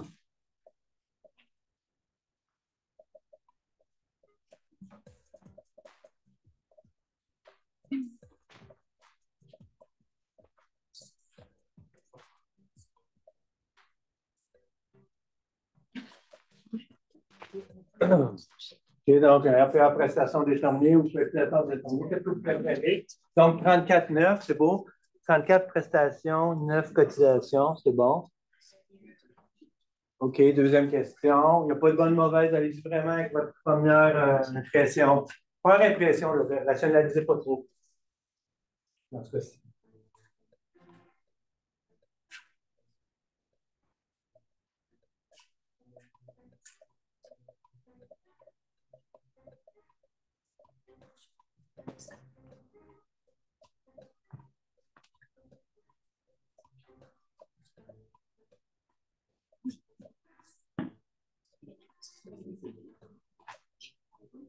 Et donc, on envoie ça dans le fer ou dans la rente viagère. Donc, 24 rente viagère. 19. OK, mais vous comprenez un peu c'est quoi j'essaie de faire. OK? Ça s'appelle The Annotated Puzzle. OK? Donc, c'est comportemental, vraiment comportemental. Ici, la classe ne va pas embarquer autant, mais quand même un peu. OK? Donc, quand j'ai demandé RPA prestation déterminée ou cotisation déterminée, c'est vraiment la vaste majorité qui était de prestation déterminée. OK? C'était du 34 pour 9. OK?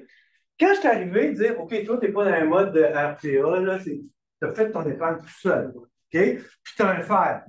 Puis là, tu aurais le choix de dire, je continue à gérer mon fer, OK? Garder la valeur du fer, peut-être l'augmenter, ou de tout annuler ça puis avoir une rente viagère. OK? Vous comprenez que je préfère le choix de finalement, c'est le même choix que RPA prestation déterminée puis RPA prestation déterminée. Quand j'aide la rente viagère, je fais le même comportement que RPA prestation déterminée. Là. Vous comprenez? Fait que là, vous êtes des exceptionnels, OK? Parce que quand même, vous avez embarqué dans la rente viagère 24-19. Vous comprenez, on n'est pas 39-7 comme tantôt. Mais des gens pas allumés comme vous, instruits, où on est beaucoup dans ces discussions-là, puis j'essaie de vous sensibiliser, puis je vois que ça marche pas mal, c'est que monsieur, madame, tout le monde rendu ici, il serait vraiment presque tout là. OK? Ce serait inversé.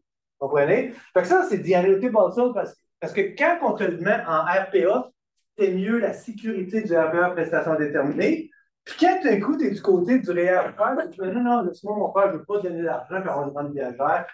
Fait que si, bon, ça n'a pas marché 100%, mais ce n'est pas grave pour moi. C'est vraiment un comportement. Pourquoi je dis ça? Intéressant. Pour dire que dans la vraie vie, les gens qui ont épargné en réel affaires, quand on les conseille, c'est peut-être bien d'avoir de l'hybride là-dedans. Les gens auront beaucoup le réflexe de tout envoyer ça en fer. Peut-être qu'un bout en fer, un bout en rente viagère, ça permet de couvrir le risque de longévité, le risque de trop vivre, de survivre à notre épargne. Okay? Je vous laisse là-dessus. Je vous remercie de votre écoute. Merci de la part des petits bras, vraiment des très bons étudiants. Moi, j'aime ça, ça fait du bien. Puis on se voit la semaine prochaine. Oui, ça peut. Oui, ben, envoie-moi par courriel.